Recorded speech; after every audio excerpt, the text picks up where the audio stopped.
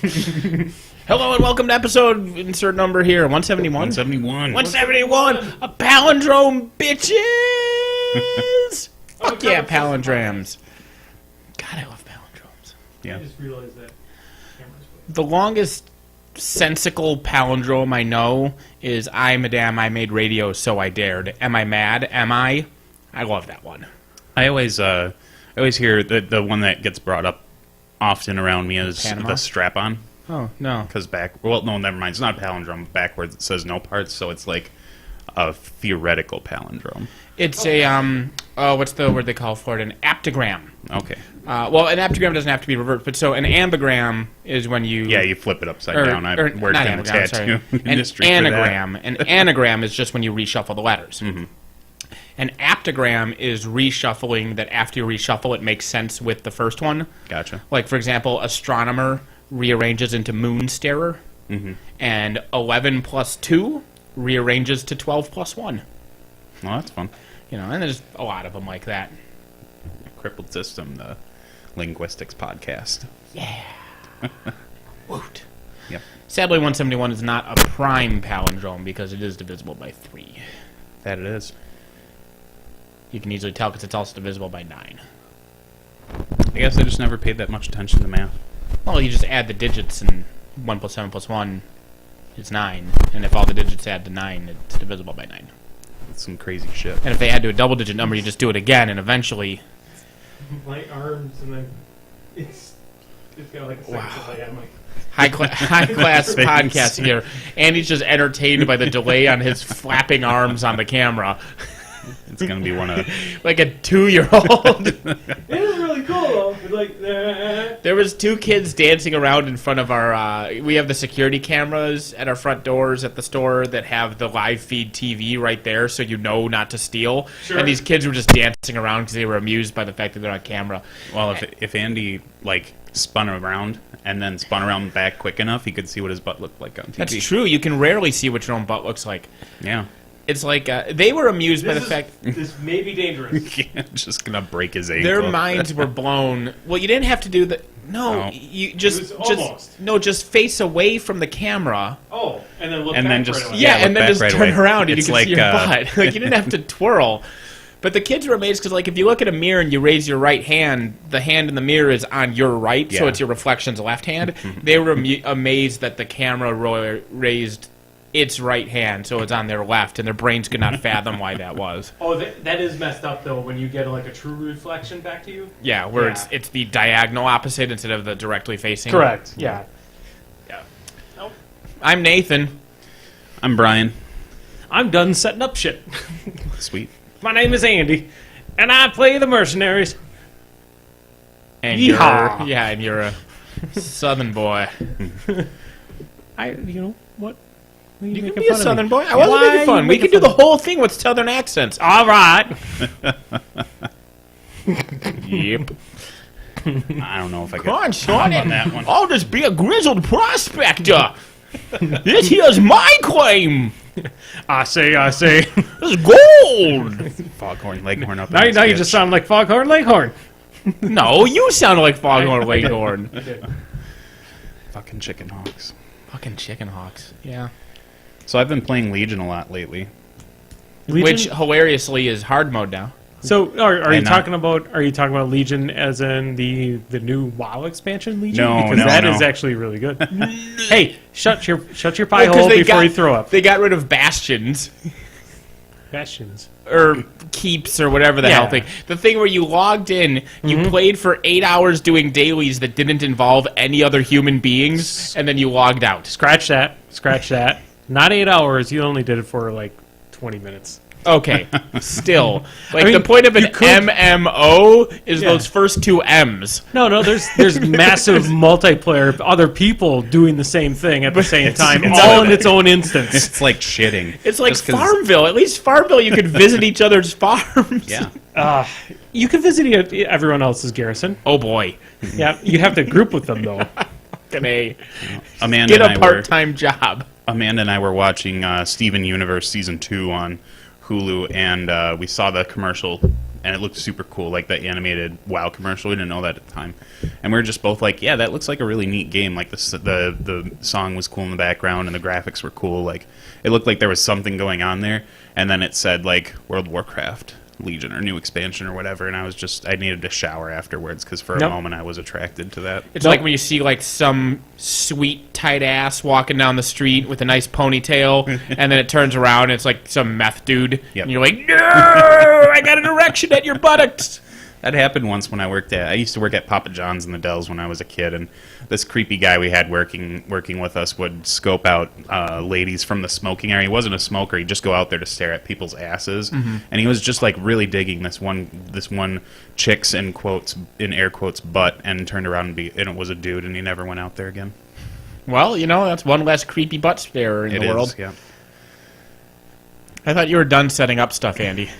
It just looked off. Either you're off or something. I'm kind of off here now. Now I'm dead center on the table. The camera again, though. Well, now I'm dead center on the table. I was just over on the side where I normally am. By the time we fix this, it'll be over and everything will be perfect at the end. That's what she said.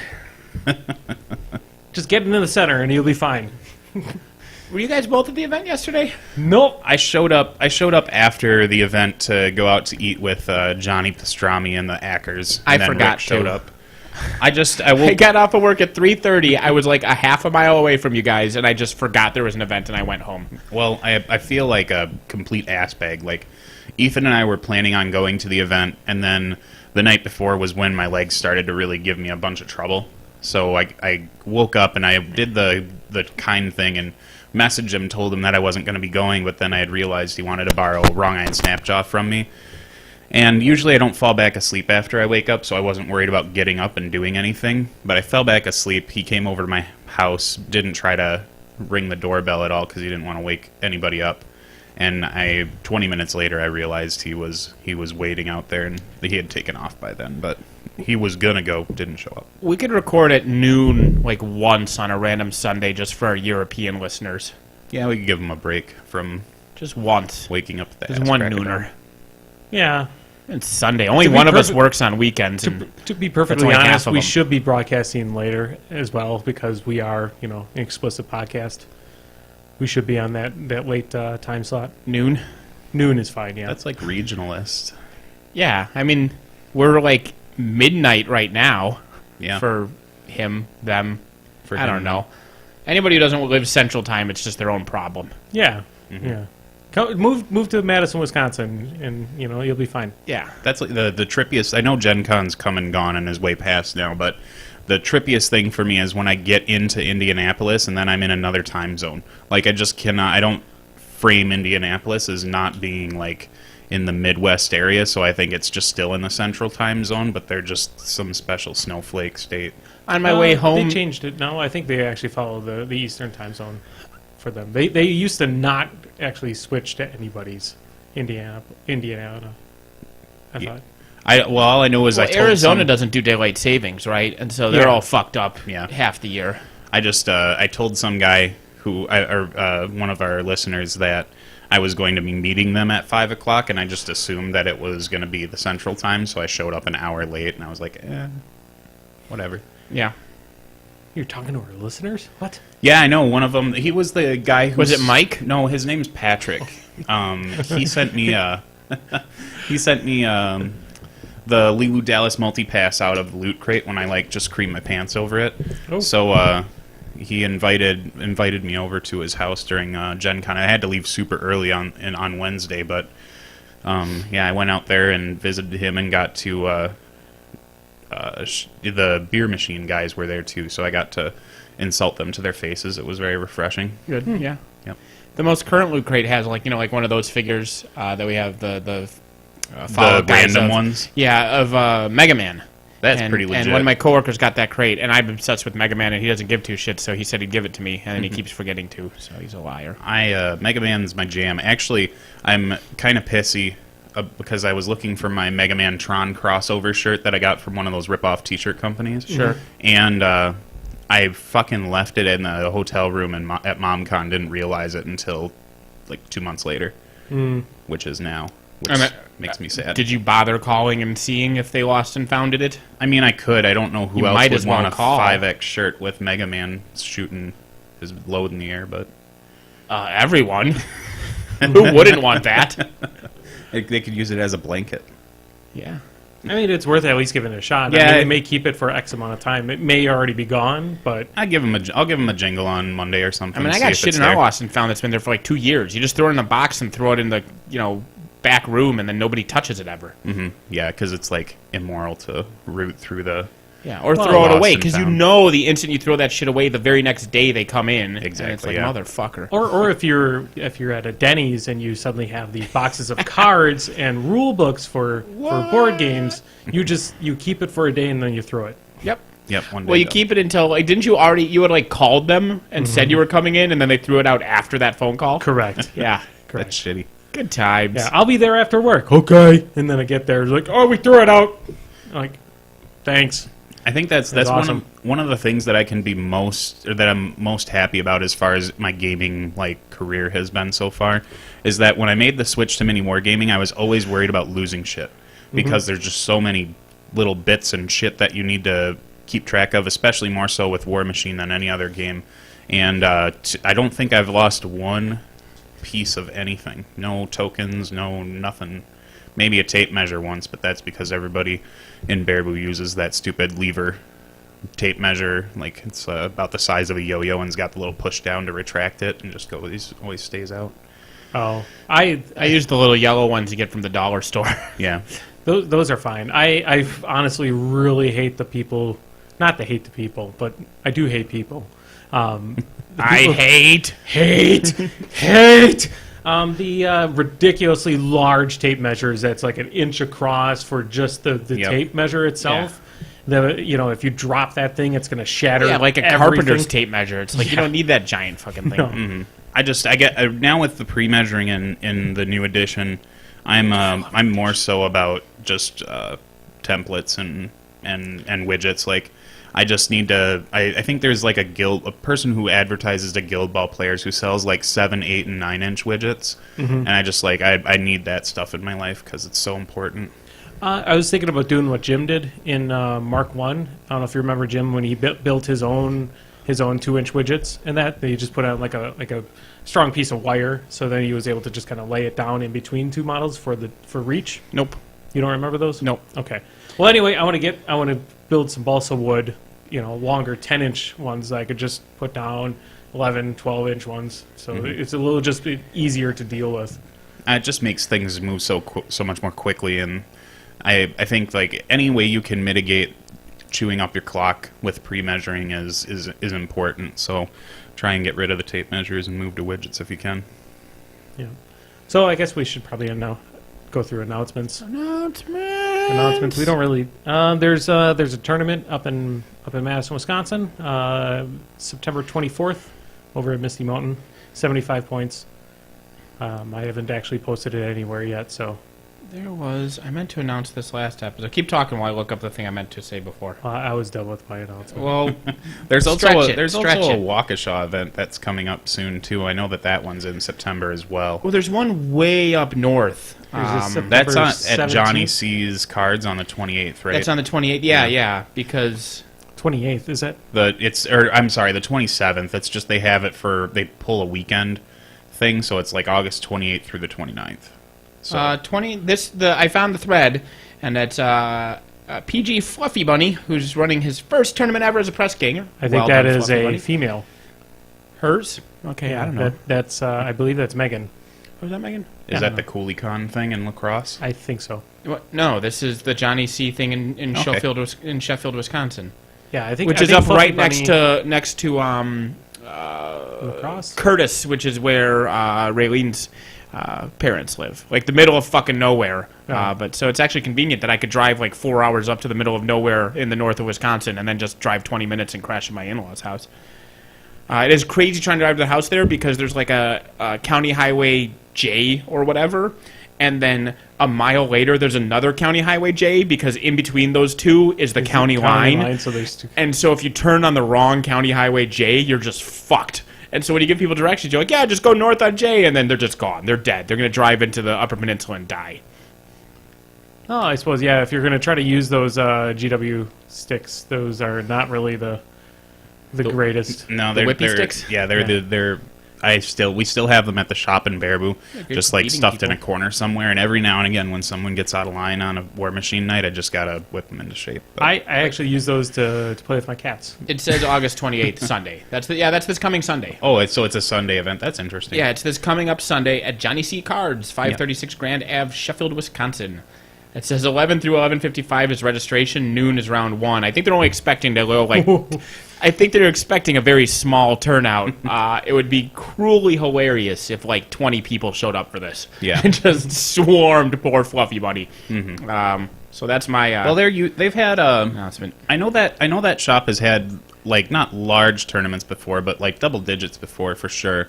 But I think up north it seems like I maybe have a wishy-washy meta as far as kind of like how Oshkosh is, where they've probably got 20 or 30 players in their meta, but only 4 of them show up to any given tournament. Probably has something more to do with people working weekends, but yeah, I don't. The Waukesha one I was trying to look for, but I thought that was in late September, early October, or some shit like that.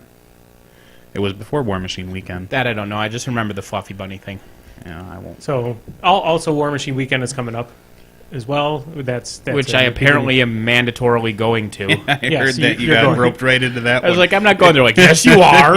I thought Brian was going to beat me to death. He was so angry at me saying that. Yeah, you're going. you just couldn't. You're gonna work with me in the I don't hobby say lounge. no.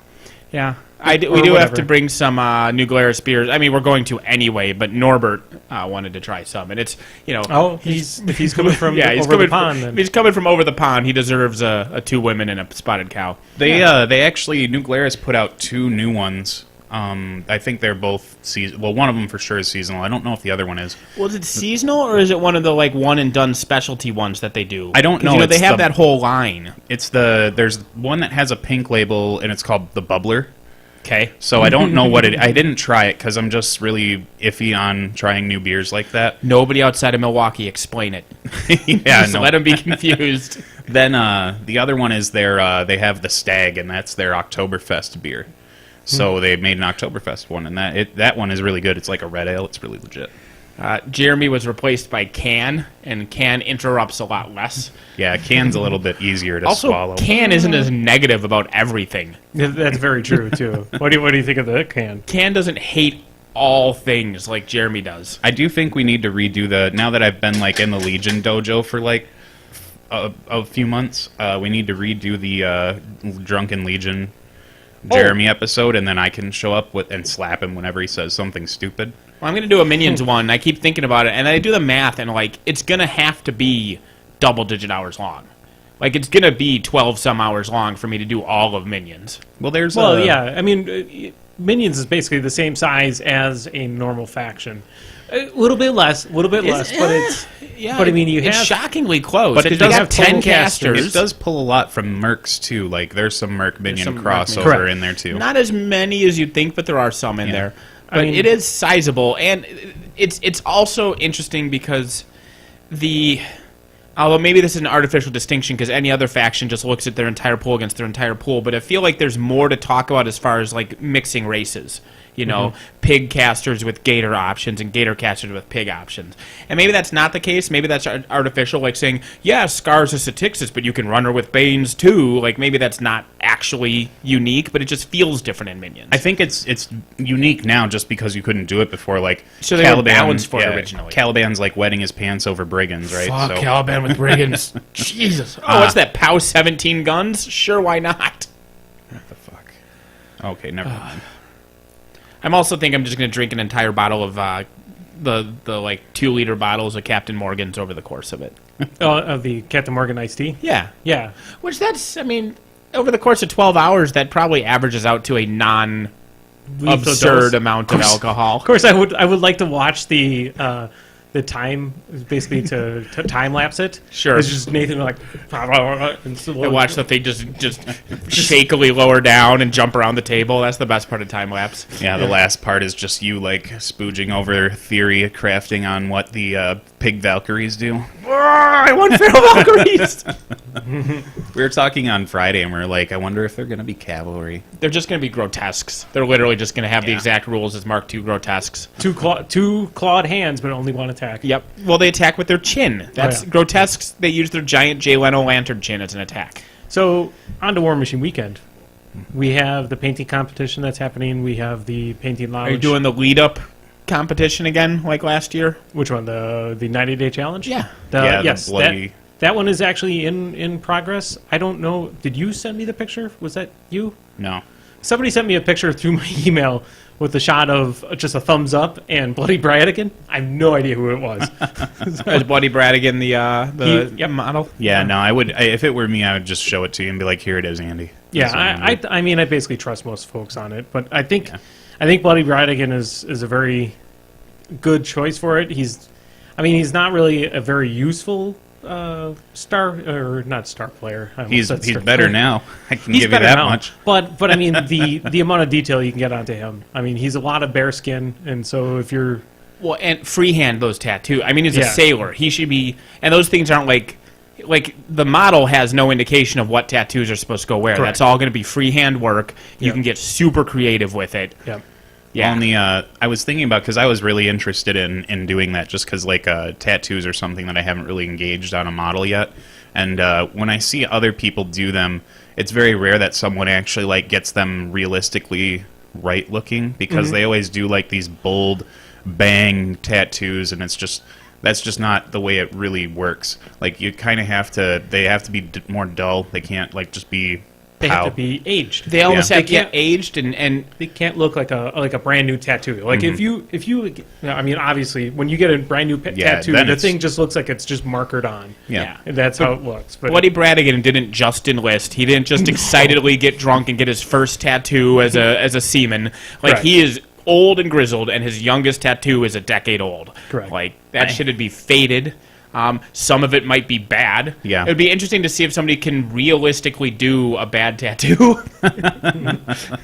I'm very interested in seeing what people put out. I know that the person that won it last year for the 90-day challenge for Alyssa Russell was she actually finished hers in 3 days, and it was like right before the event. And that model actually won overall Master Craftsman too. So I'm very curious to see what she will do and others. Maybe will do she with misheard and thought it was a 90-hour challenge.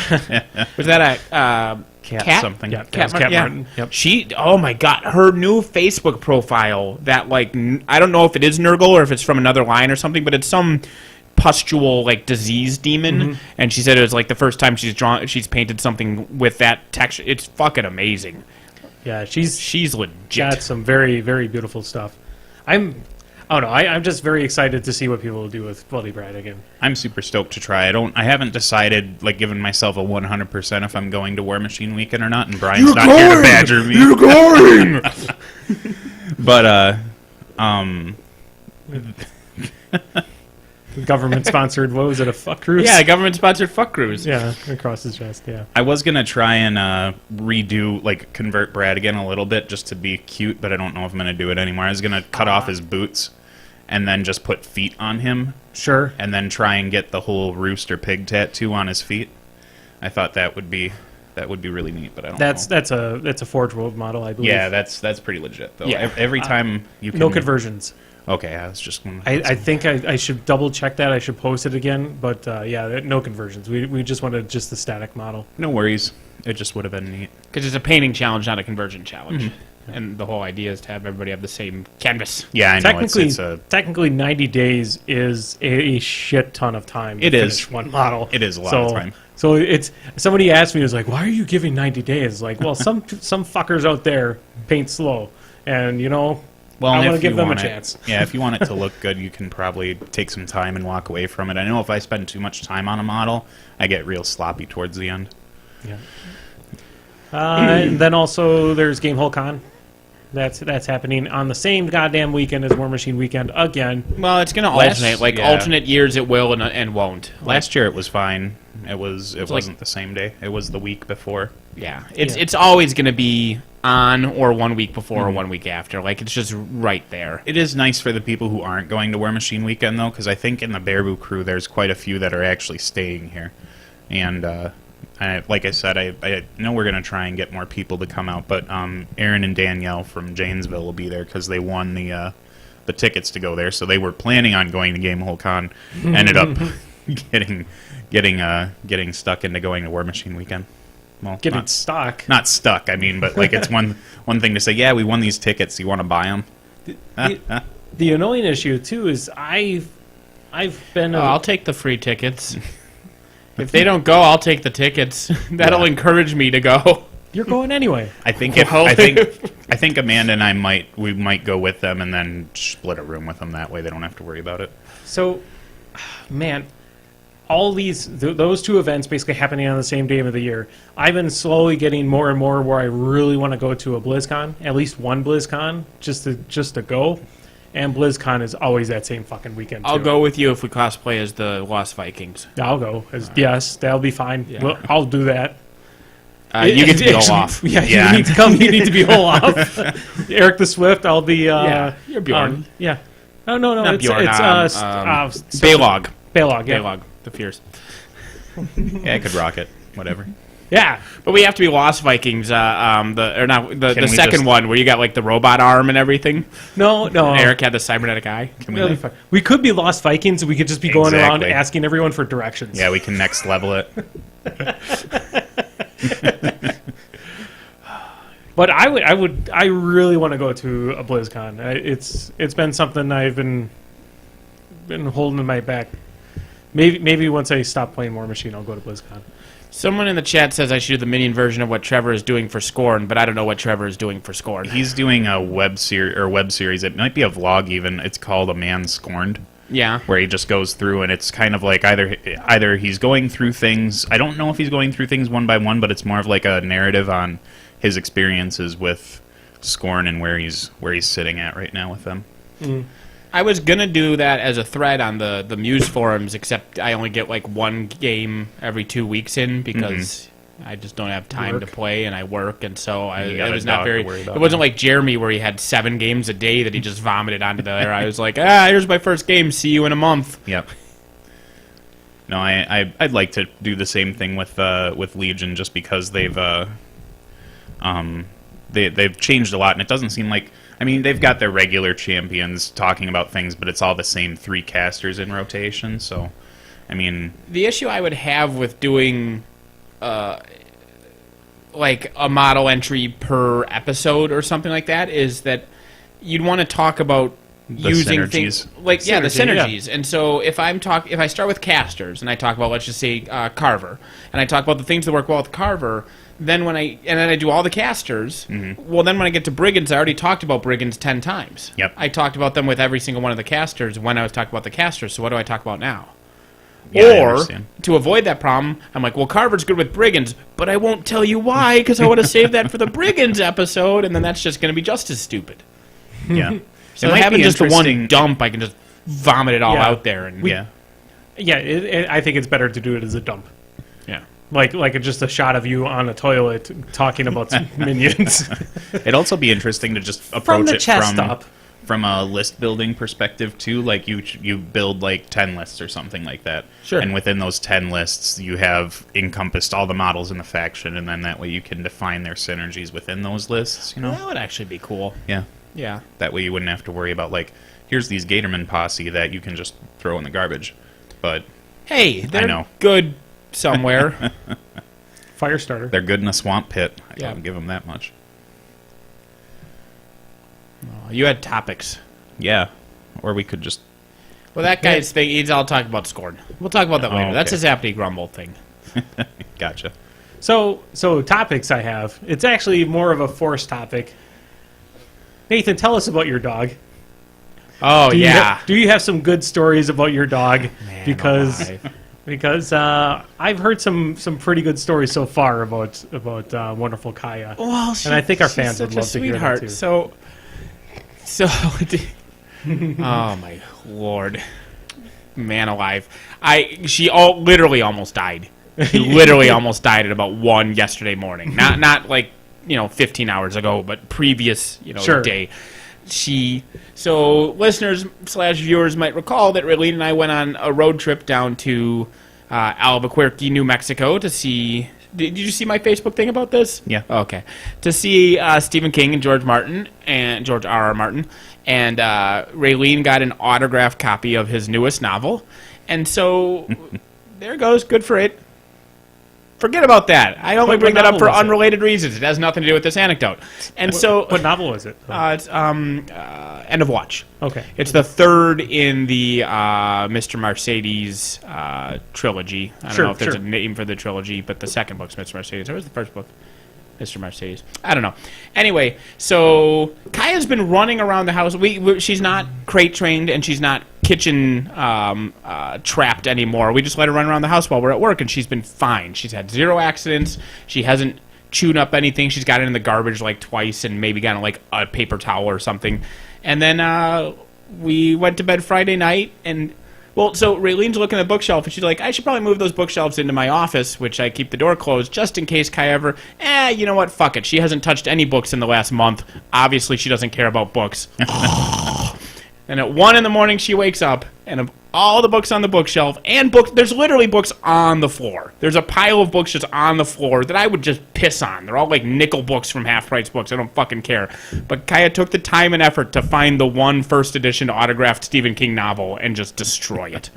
Absolutely fucking eat it. But I think it's salvageable. Because, she chewed up 90% of the book. But she chewed up the back 90% of the book.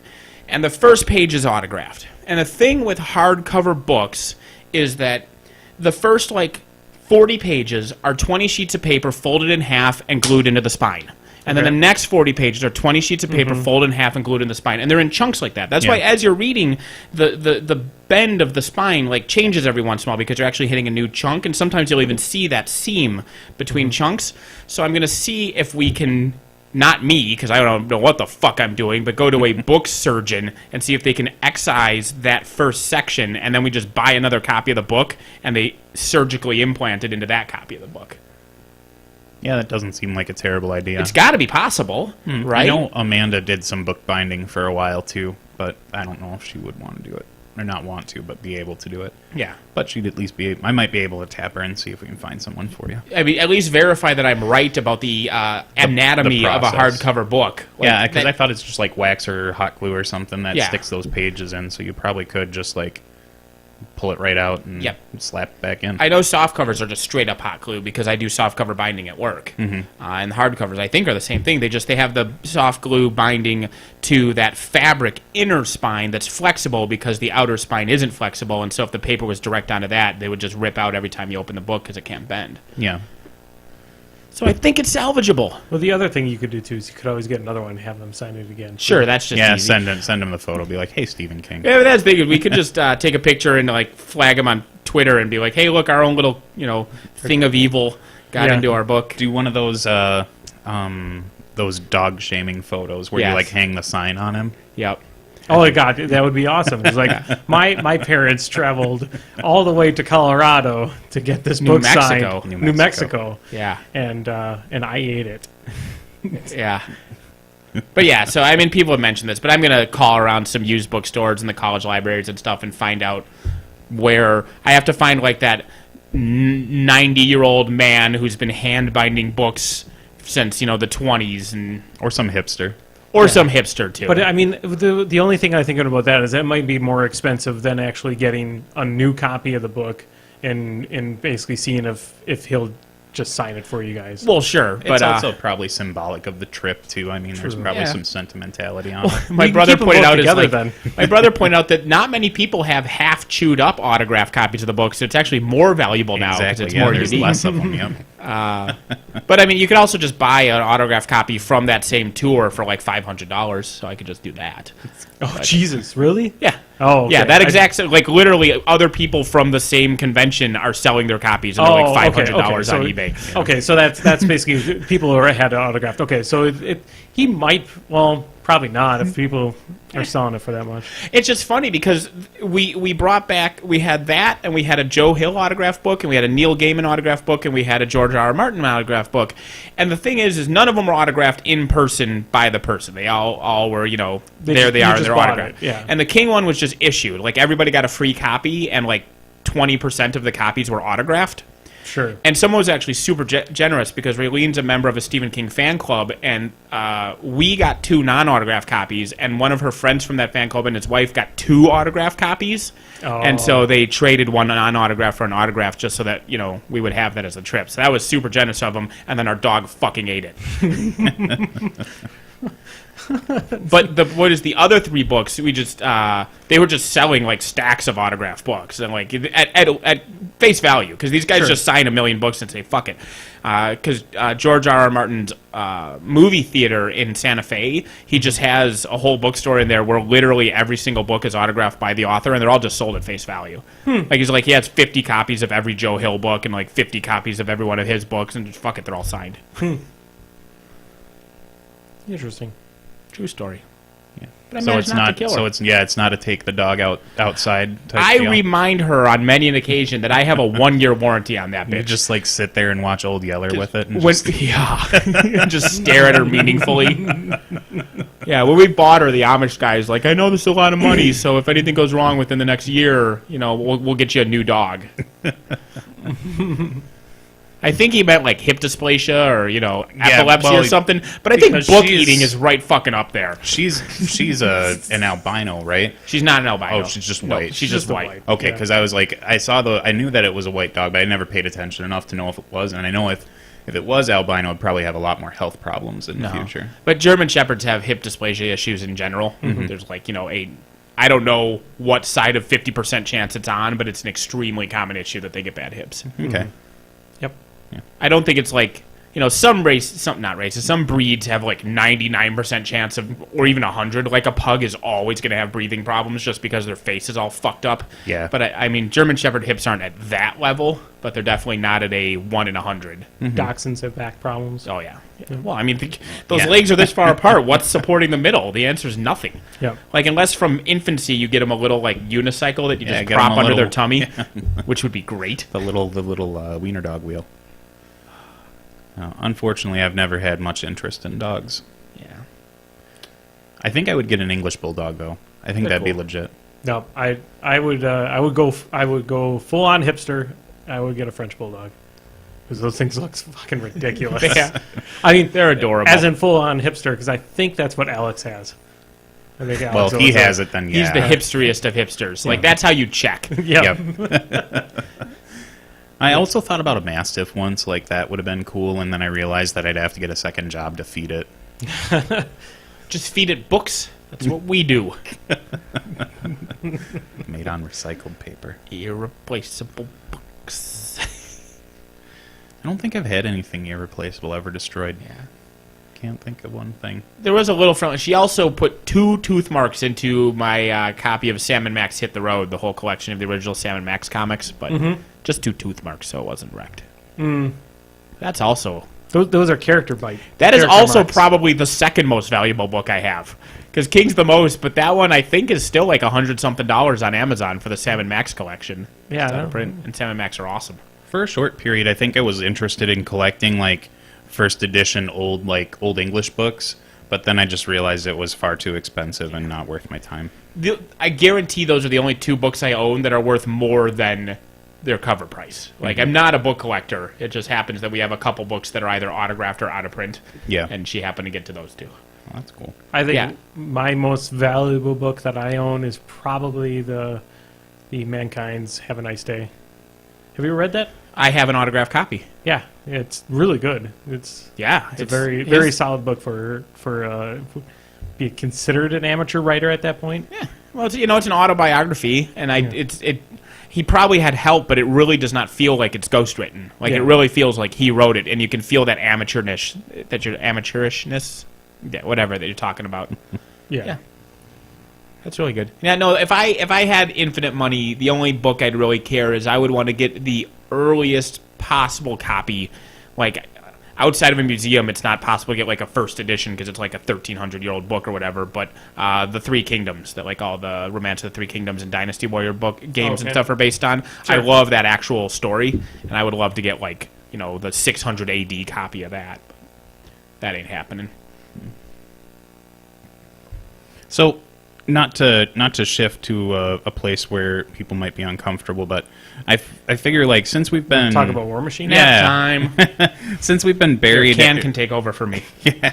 Since we've been playing Mark III for a little bit, have you guys in your factions like ended up picking up units that you never thought you would, or units or models or just anything in general that you never thought you would have picked up at face value from the new editions rules? I picked up, there in Mercenaries specifically. There's the Horgenhold artillery crew.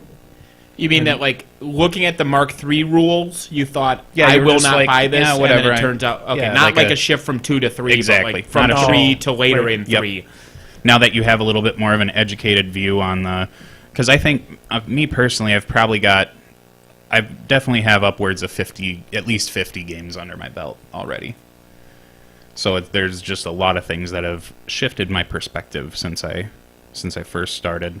Well, for me, actually, then it's not the Horgenhold artillery crew.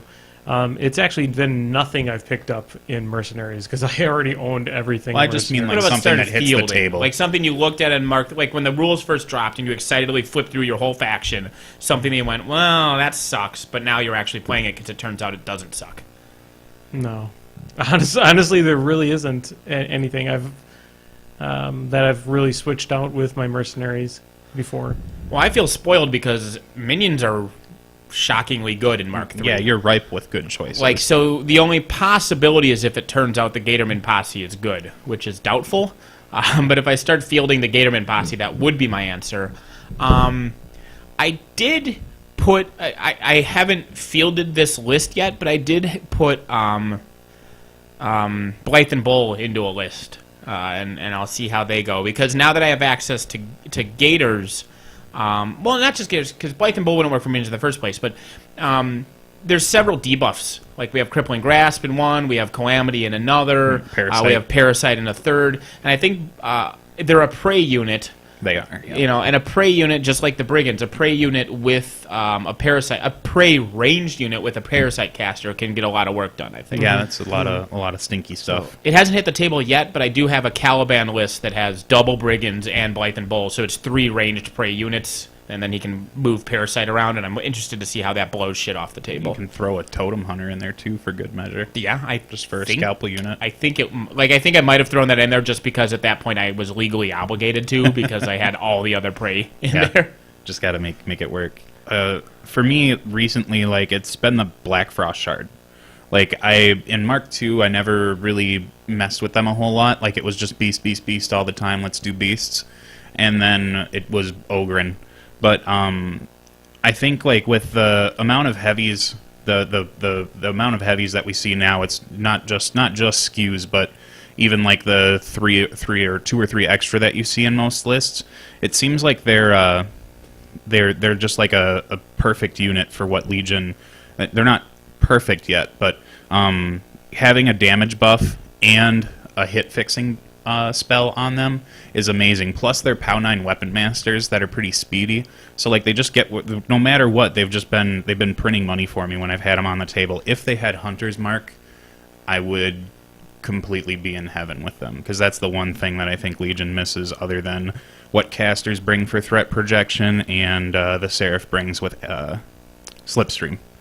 So that's the unit that I've just been like crazy about lately. I do have one. If we take unit and use it as a generic term to refer to any model/unit, Yeah, a la exactly. Warhammer, there is one that I thought I was tabling because it had been taken from a, oh my god, it's Christmas and birthday all rolled into one, and we got access to it, to a supplanted garbage one, which was the Gorax. Mm-hmm. The Gorax in Mark... Like, when we got that theme for us and Arcadius could take Goraxes, it was fucking amazing. But what they did in Mark III is the Battlebore and the Gorax have nearly identical stat lines. They have the exact same point cost, the exact same animus, and the Battlebore can be forced to gain Berserk and Overtake, whereas the Gorax can't. Yeah. So it's like... And the Battlebor's 1 higher armor. So it's 1 higher armor, and it can be forced for Berserk and Overtake, neither of which are true of the Same Gorax. points? Same points. Okay. Same threshold, same mat, same defense. The only thing, so it just seemed like, why the hell would I ever take a Gorax? Like, all the casters can take a Battle Boar, only Arcadians can take the Gorax, and the Gorax is worse. But the Gorax does have 2 things going for it. One that's more subtle than the other, but it has +1 strength, which is nice. So it's -1 armor, but it's +1 strength, so that's kind of a wash. But it still has the charge, slam, power attack for free when damaged. And I've found that we have a lot of infantry control, but the 1 extra damage and the extra attack you're going to get out of having that free charge or whatever, it's really good in a meta that has a lot of jacks and beasts. Yeah. So the Gorax gets a lot more work done. So it's going to get 1, 2, 3, 4, 5 attacks, each with +1 damage. So that's 5 extra damage, more than 5, because that's a whole extra attack in addition to the +4 damage it's getting by having an extra damage on the other 4 attacks. So that was my big one. I almost just threw them all in a dumpster, and then I was like, wait a second, maybe it's worth it. Well, and Battle Boars are Fury 4 also? They're both Fury 3. Oh, then The Gorax went used down be- to 3. Okay, gotcha. That's the thing. The Gorax went down to 3, so it lost that edge even. It's really just, it has 1 strength versus the 1 armor, so that's a trade, and then it has the free charge instead of the force for Berserk and Overtake. Okay. Apart from that, they're literally identical. Yeah, that's, Every other stat is the same. it's interesting how that's kind of, I know the precedent has been set that it's an option, but it seems like in a lot of the factions that I've been looking at, they're just the auto includes are there, even though they said they tried to eliminate them and then back that statement down a little bit. But it definitely seems like there's auto excludes in certain factions, like Legionnaires and Legion. I cannot envision many circumstances where I would ever want to take them instead of Blighted Mist Swordsman or Grotesques if I want a cheap unit. Like, they just, defense 12, armor 8 or 17 in Wall of Steel with Vengeance with POW 10 reach weapons just seems infinitely inferior to a range 1 POW 11 Weapon Master with. Yeah, but I mean that's basically that's night and day as compared to Mark II for them as well, because in Mark II you that's who you took. You took Legionnaires, and the swordsmen were pretty crappy because they didn't have the range that the Legionnaires had. Mm-hmm. So I guess that's maybe what they were trying to push for, is trying to push. If they were doing a some of the other rotation of things, yeah, then I can see that too happening, like the rotation from Winter Guard infantry to rifles. Ugh, Yeah. that's insane. Yeah, it's basically give all the good things that you took in Winter Guard and just give it to the riflemen. Being to able have to longer attach the range. Rocketeers to them. Yeah. Well, Goddamn them. the biggest rule was CRA. When they got that, they became infinitely better than the Winter Guard. And losing the defense buffs also hurt them too. But now it doesn't seem like it's even a question whether you take Winter Guard, Rifle Corps, or NIS. The more people play trenchers, you might want to take your NIS, but the Rifle Corps just seem leaps and bounds better. Someone in chat wants to know what Creel Warriors do apart from being a mass of bodies, but isn't that all they ever did, was be a mass of bodies? No. They their prayer used to be you can either get +2 movement in Pathfinder, or not. Maybe Pathfinder just came from It was just +2 movement. the deal, but It was they also +2 got movement +2 or +2 mat. It was and +2 that was movement or +2 huge. mat. Yeah. Huge, because they were so cheap and they did so much work and they were so versatile. Standard make him still no knockdown. No, it gives them a rise. Okay. It's really bad. But they're really all they are right now are bodies, the medium bodies that you throw in. It's not that I they're assume rancid. they're cheaper than Fen Blades. I think they're the same cost. If they're the same cost as Fen Blades, then they are pretty much outshined. The one outshone. thing that you would bring a Creel Warrior or Creel Warrior unit for would be the Caber Tosser, but his weapon is only one use now. It's one use only. That's it. And it lost the crit slam or crit smite, or not even crit smite. I think it was just smite, but it's just a one and done weapon. I liked it in Mark 1. I don't know what it did. In Mark 1, it was one and done, but you either did a straight line 6-inch auto hit everything because you just rolled it ahead of him, kind of like Purge, but just in a straight line. Yeah. Or you did a POW 20 attack to one thing within melee range because you just dropped it on somebody. That's pretty cool. But they don't even have a weapon to replace that. They don't come with a hand weapon. So once they use that, he's just a doofus sitting there doing nothing.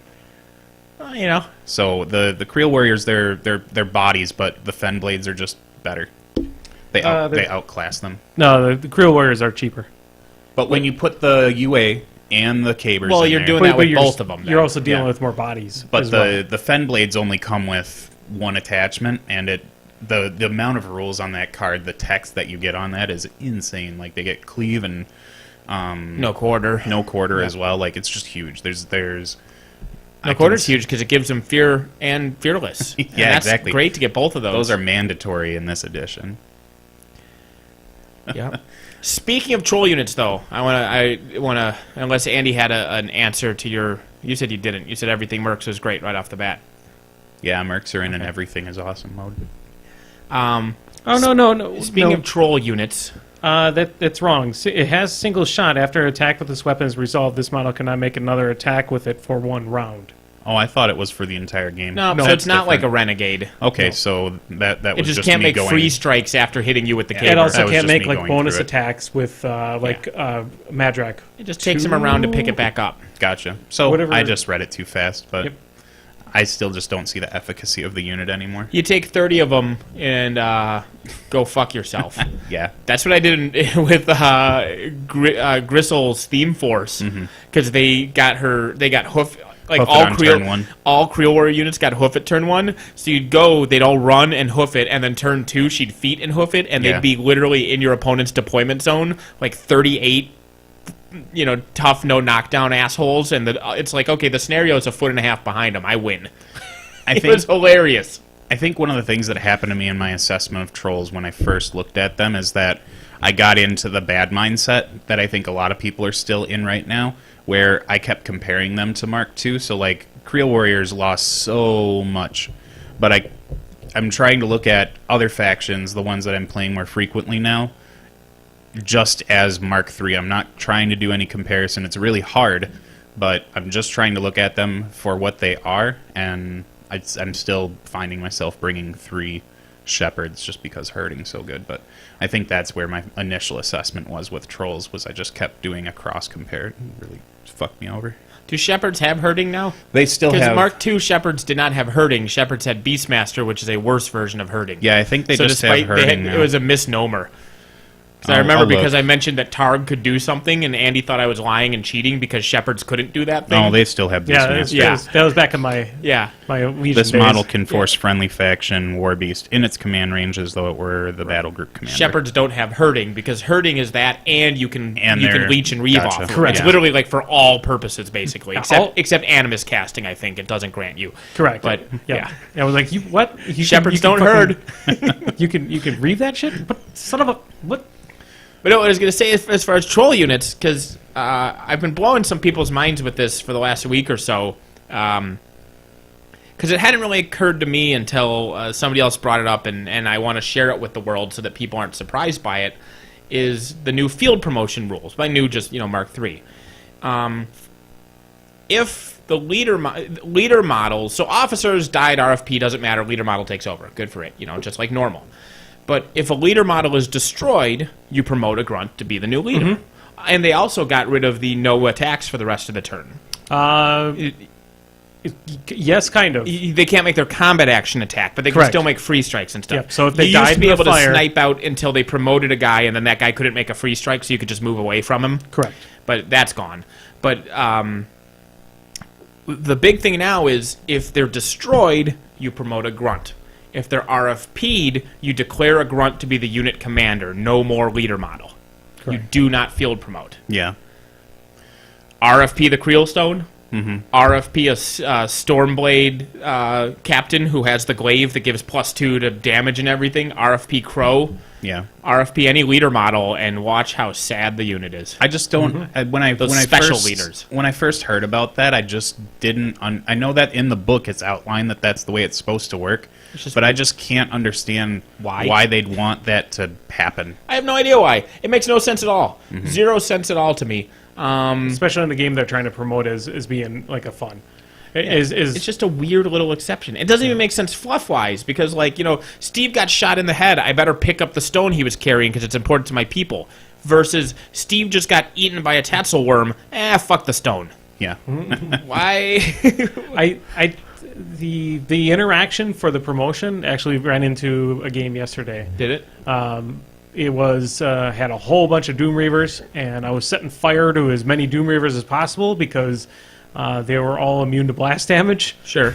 So shooting Durgan set everything on fire. Set everything on fire, and so on his turn, he had Doom Reavers that died, and so they got field promoted, which means that they actually could not, during the turn that they were field promoted, cannot have a combat action. Sure. Well, that's the same as Mark II. It's just less extreme because in Mark II they couldn't attack at all, which included free strikes. Correct. Now they just can't attack during their combat action. Correct. You were talking about before is where they, you have one guy that's engaging something, you could snipe off the rest of the unit, and then you could just walk away from them. That was always a mean trick. Yeah. That was. Yeah. Surprise. It felt good, though. It's like, oh, that guy's engaging Iris. Well, I'll shoot his buddy. All right, then I'll shoot that other buddy. And I'll shoot that guy. Oh, he's in charge now. Bye. Yep. No, I there are some things that after playing as many games as I have that I don't like about the new edition, and like maybe more of it so is like feeling like a lot of the fluff got turned into rules. Yeah. But all in all, I really don't mind the edition at all. I just think that it needs a little bit more time in the oven, and the only thing is that like we're in the oven with it right now. The thing I keep saying to people, and I'm in the middle of a big argument on several different forums about this because forums are terrible, and everybody on all the forums is all fucking terrible. But there were things I didn't like about Mark 1. There were things I didn't like about Mark 2, and there's things I don't like about Mark 3. But the problem is these people have the mindset where they see the things they don't like, and that's all they fucking focus on. Yeah. And the example I used in the PG forum is I said, you would have a very valid point. Like, I'm not dismissing any complaints you have, it sucks that mobility went up to 3, so Xerxes can only have 1 transfer. He casts mobility, and does this. Spoiler, Carver gets 0 fucking transfers if he casts his spells and upkeeps 1, but whatever. Point is, maybe it would be better if he had escort, because then he has the same armor buff he used to have, they blah, blah, blah. Oh, valid, sure. And maybe Gatsby got nerfed too much, maybe this is that, and they're all valid points. But if we go to Disney World together, and we're on a trip, or Disneyland, whichever you prefer, and the whole time we're there, all you do is fucking talk about, it's too crowded, the food is too expensive, it's too hot. Shut the fuck up. We're in Disneyland. Yep. Like, there's Magic Mountain right there, and there's Goofy and Gaston. Let's go get our pictures taken. No, there's no Gaston because he was not included. What? Gaston was not included. The point is, Gaston's my favorite hero of all the Disney movies. But the point is... Also, the actors that play Gaston as well.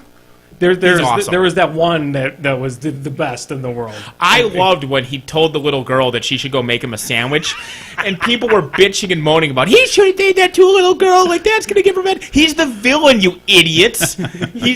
Anything he says, she will go immediately and say, that's a terrible thing. So he should be a sexist asshole. But the point is, shut up. Like, you're right. Yeah. The food's too expensive. You're right. The line for Splash Mountain's too long. But guess what? So what? Like, it's such minor complaints, and these people are so obsessed with the complaints, they can't see all the good shit.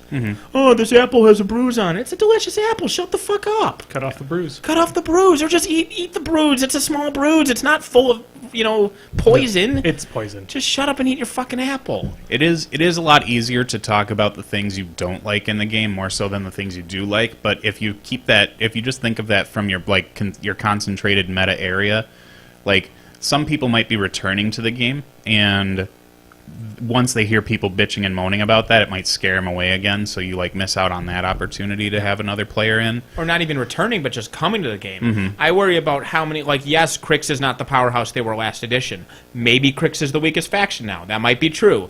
But they're not unplayable shit.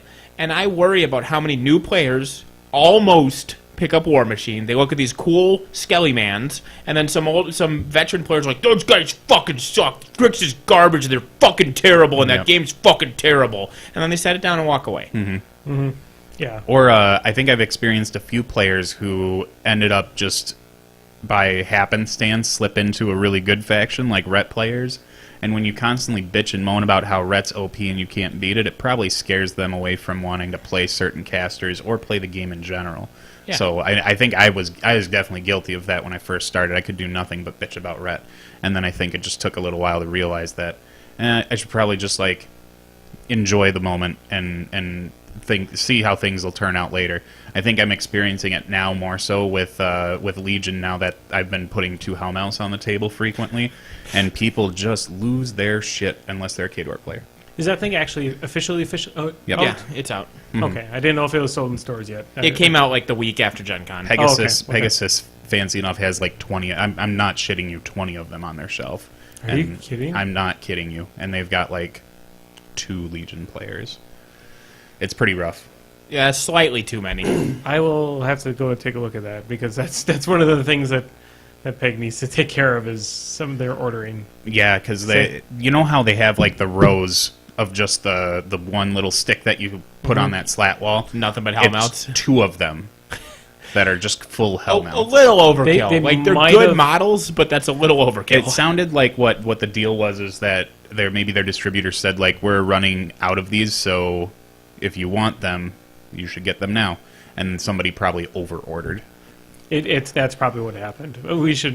We should help out Pegasus in that. When terms. Mark 1 turned to Mark 2, I had to talk Lori down because she was going to order like 15 Necrosurgeons.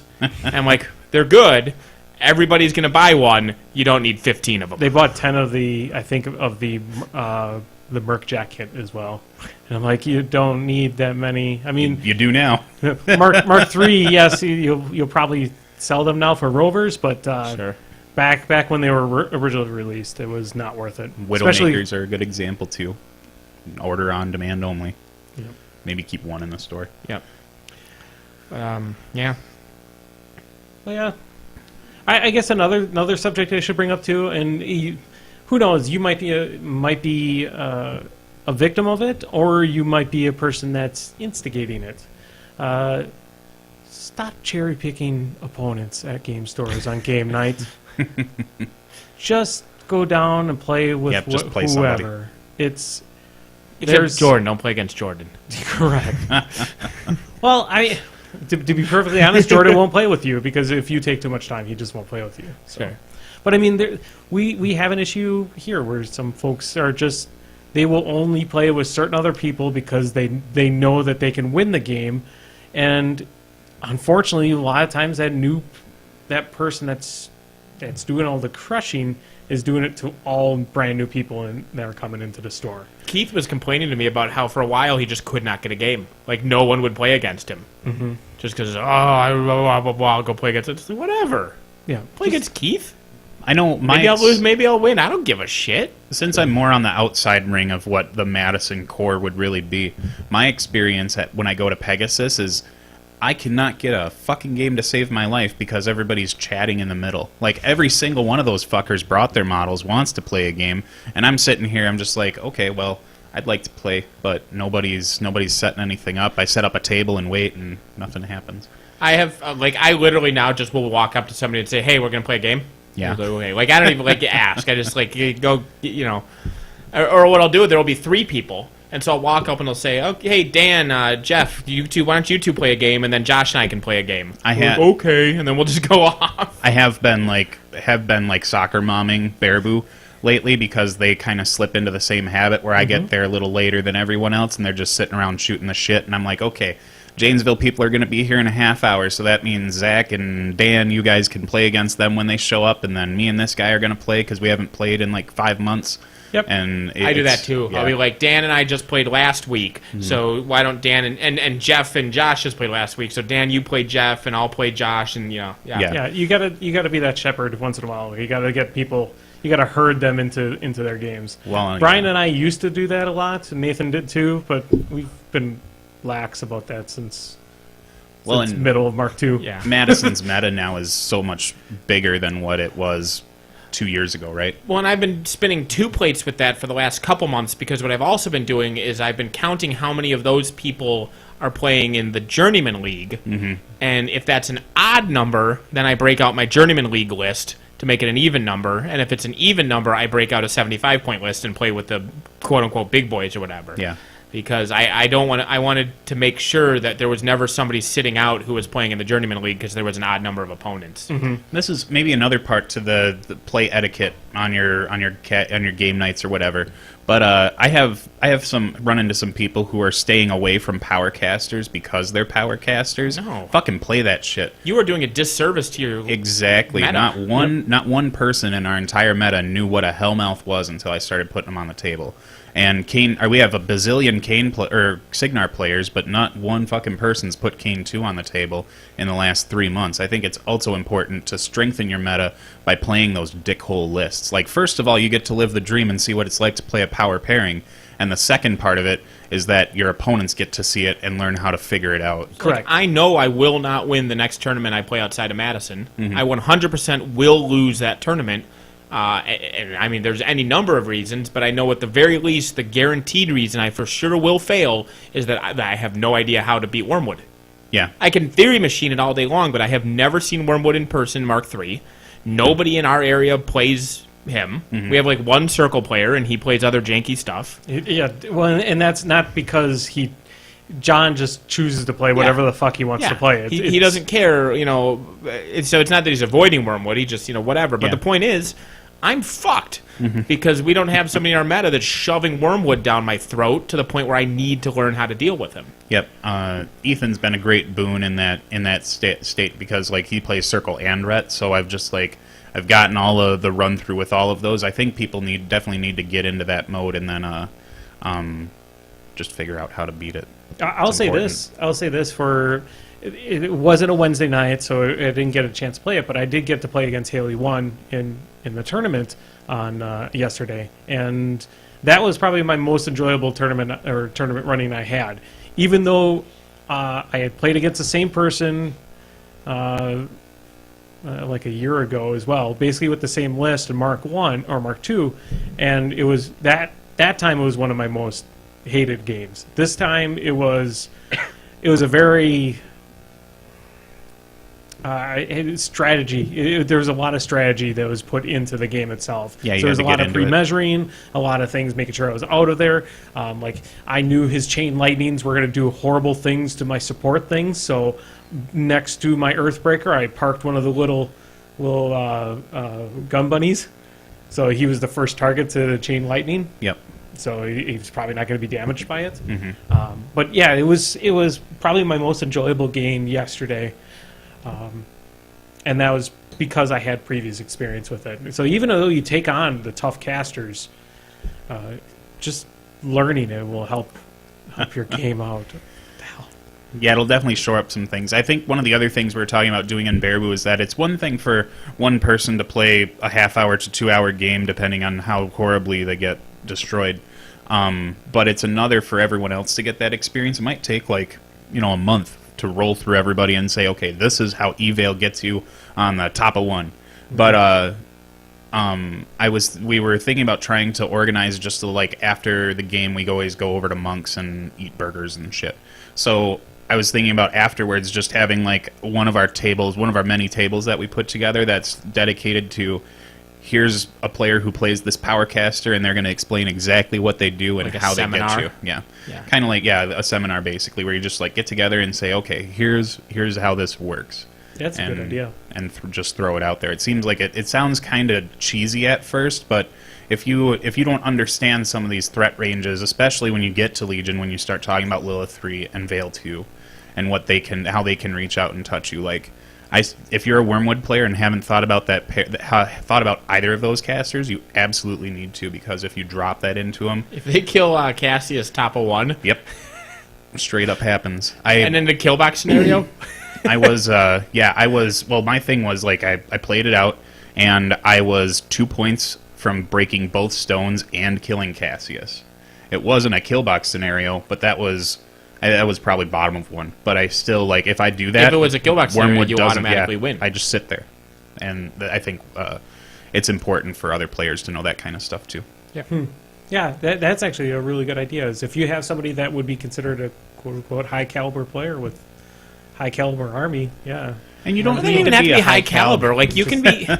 Like, just if you know why that caster's good. Like, anybody who just... Or if you know the formula for whatever kind of jank they're going to throw.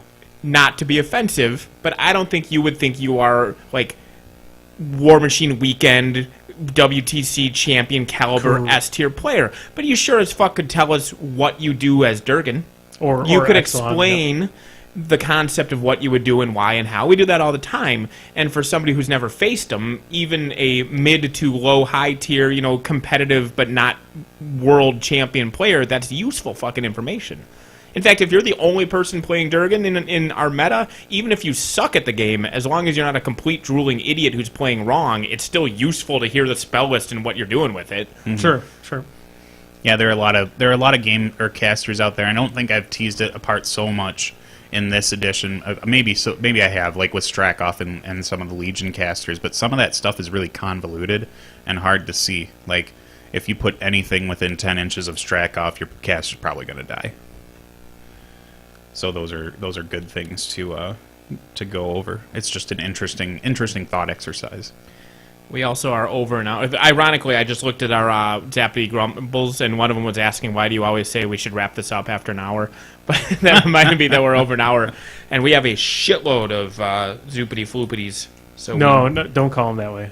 Oh, no. That's treading into other podcast territory. That's an intellectual property right there. Yeah. We don't want to be yelled at. If somebody does a knockoff of you, and then you knock off their knockoff? Yeah. It depends on who stamped it first. We stamped it. We stamped it long ago, basically, with Nathan's inability to understand thunder and lightning. No, it was not my inability. It was your, I guess, saying that the lightning makes the zappity sound. And then, that's why we added the grumble. I think. But if you just had a soundboard in your basement of the house we lived in at the time, we could have had actual sound effects for our lightning round. Yeah. Did that screen turn pink? It might have shifted a little bit to it's an old monitor. That looks very pink right now. Yeah. You should scroll up to what that guy's massive text dump was that he wanted to talk about something. I think it was factions balanced. It was something about the Scorn Scorn guy not being here. Without your resident Scorn expert handy, this may seem oddly out of place, but I've been playing Xerxes, do blah blah blah Scorn stuff, doing relatively well, blah blah blah. Do you feel there's a massive disparity in power level in factions, or is the difference between factions only likely to show itself at the highest levels of play, and the average player less likely to take advantage or exploit the differences in power level? Well, it's just our factions balanced, right? And I think at entry level, the difference will show more. Mm-hmm. At mid level, it'll vanish, and then at the high level, it'll show up again. Yeah, I think it's also. But I also think they're relatively close. I think they're relatively close. Like Travis was playing Crix yesterday, right? Yep. Crix got second in a 24-man tournament yesterday. Correct. With a strength of schedule 6. With a strength schedule 6. Hey, I had a strength schedule of 10, and I was 1 and 3. I just had to throw that out there. But no, I think I agree with you that the balance is close. There are little gaps, but when you get into like the best and the worst, I think that's where the gap is going to be a little bit more present. And it's hard to look at the game. Because new players don't know how to counter stuff. So, like, a new rep player against a new Crix player will just blow them off the fucking table. Mm-hmm. And then at the high level, when you know all the tricks, the stronger factions will be able to abuse those tricks more. And in the middle, where you're all good, decent enough to understand the game, is where you're mostly going to be able to kind of polish that away, I think. Yeah. I also think that War Machine has a unique social system to it, where, like... people, especially when Mark III first came around, a lot of players, and I don't know what the exact percentage was, whatever I say, it's probably going to be insulting, but there are definitely people waiting for someone to tell them what to play. And I think that a lot of these factions who have fallen to the wayside, Crix and Scorn being the big offenders, they only have either 1 or 2 champions that are really like hitting the Vox on telling people here's the stuff that works well, and usually they're telling you it's all okay. But I think Crix is the one that's missing someone championing their faction right now. Yeah. Like the Legion players, when Jake Van Meter and I think when the Blight Makes Right podcast hit, they finally had something to do and were talking about here's the models I need to make this work, and it was so stimulated. But a week before that, it was crickets. and I think that's where a lot of the problems are as far as how people approach their faction. I think, like I've said for the last couple of weeks here, is basically Crix, I think, just needs a fresh new mindset when looking at that. They're the most faction. changed. And so, yeah, I think you're right. They were the most changed because they needed to be the most changed, but it doesn't necessarily make them bad by any means. All right. Oh, Can's answer there. All right, well, then we'll stick with the chat. God oh, my damn it, God, Can. He's drunk. What stupid sports would you want to see added to the Olympics? I to be honest, it's not stupid, but honestly, I would like to see football. I think international football, like an actual NFL team, like whoever wins the Super Bowl or whatever Pro Bowl team they want to send to the Olympics. I like basketball. I want to see what an American football team would do to other countries. Yeah, and then when we lose to like Zaire, and Or it's just Russia. embarrassing. I would love to see what a Russian football team We would looks lose like. to the Soviet Union. They would reform specifically to make a football team to beat Plus, us. I want to see the fucking logos on the helmets, though. Yeah. Of all like the, Yeah. I think football would be interesting. I want, and I think athletically, it's way more legitimate than fucking synchronized swimming, and I think it's just not in there because of tradition and stigma. But I would love to see pole dancing. That would be an That interesting shit is one. impressive. Yeah, it's definitely gymnastics and showmanship put in there. Yeah, that'd like be really neat. They could call it, the single vertical pole or whatever they want to call it and just lump it in with gymnastics. But having seen some of the stuff those girls could do, and guys, fucking men's pole dancing, I don't care. That's some impressive athletic shit. It is. I mean, it's basically like almost like using rings or Well, yeah, they already men have the like, rings. Women don't workout have classes something, I and- think, quite like that. the right? ribbon thing. Yeah, exactly. a ribbon. But because they do the swinging and leaping on the uneven bars, but they Correct. don't have the pole dancing is just raw physical strength. Core strength, yeah. Just that core strength. And I don't think there's a lot that I'm just thinking of the women's events, and it's more about balance. They don't show just the pure muscle that something like that does. Well, in the same vein, you have those. Oh, yeah, dressage is fucking in it still. I forgot about that. Fucking horse riding. I forget the name of it, but the on the same category, the ones where women dance in the drapes or whatever, Yeah. where they've got the huge curtains that hang Oh down. yeah, yep. But for me, I think I'd be more interested in a Clark Griswold type going to Vegas competition. Guess the number or guess which hand I'm holding this item in. That would be kind of fun. That is the best one is when he goes to the shady casino. Yep. Oh my God. Oh, and What number am I thinking someone of? in chat who doesn't come from Freedom Land is confused. We're not talking about soccer. We're talking about football. Football is a sport where people have an oblong ball and there's yards and touchdowns and field goals. It's what adults play while you're playing your shitty, corrupt FIFA garbage. I did say that when I was talking about it in there. I said American football. Yeah. Which again I would, or even honestly rugby I would like to see too, because rugby is violent. I want to see violence. That's Well, more so. I was going to say, because Tort brought up field hockey, hurling. Fucking hurling. Good old Irish sport. Which is, there was, I think it's still all volunteers, too, which is the crazy thing about hurling, is that none of those psychotic people gets paid. Caber tossing. Any of the Highland sports. As an Olympic sport, caber tossing. Because again, I would like to see other countries God, try to was- toss a caber. I like to fuck with people's brains for caber, because my big trivia thing is, do you know what a good distance throw in caber throwing is? No. There isn't. It isn't a distance-based sport. It's height. Yeah.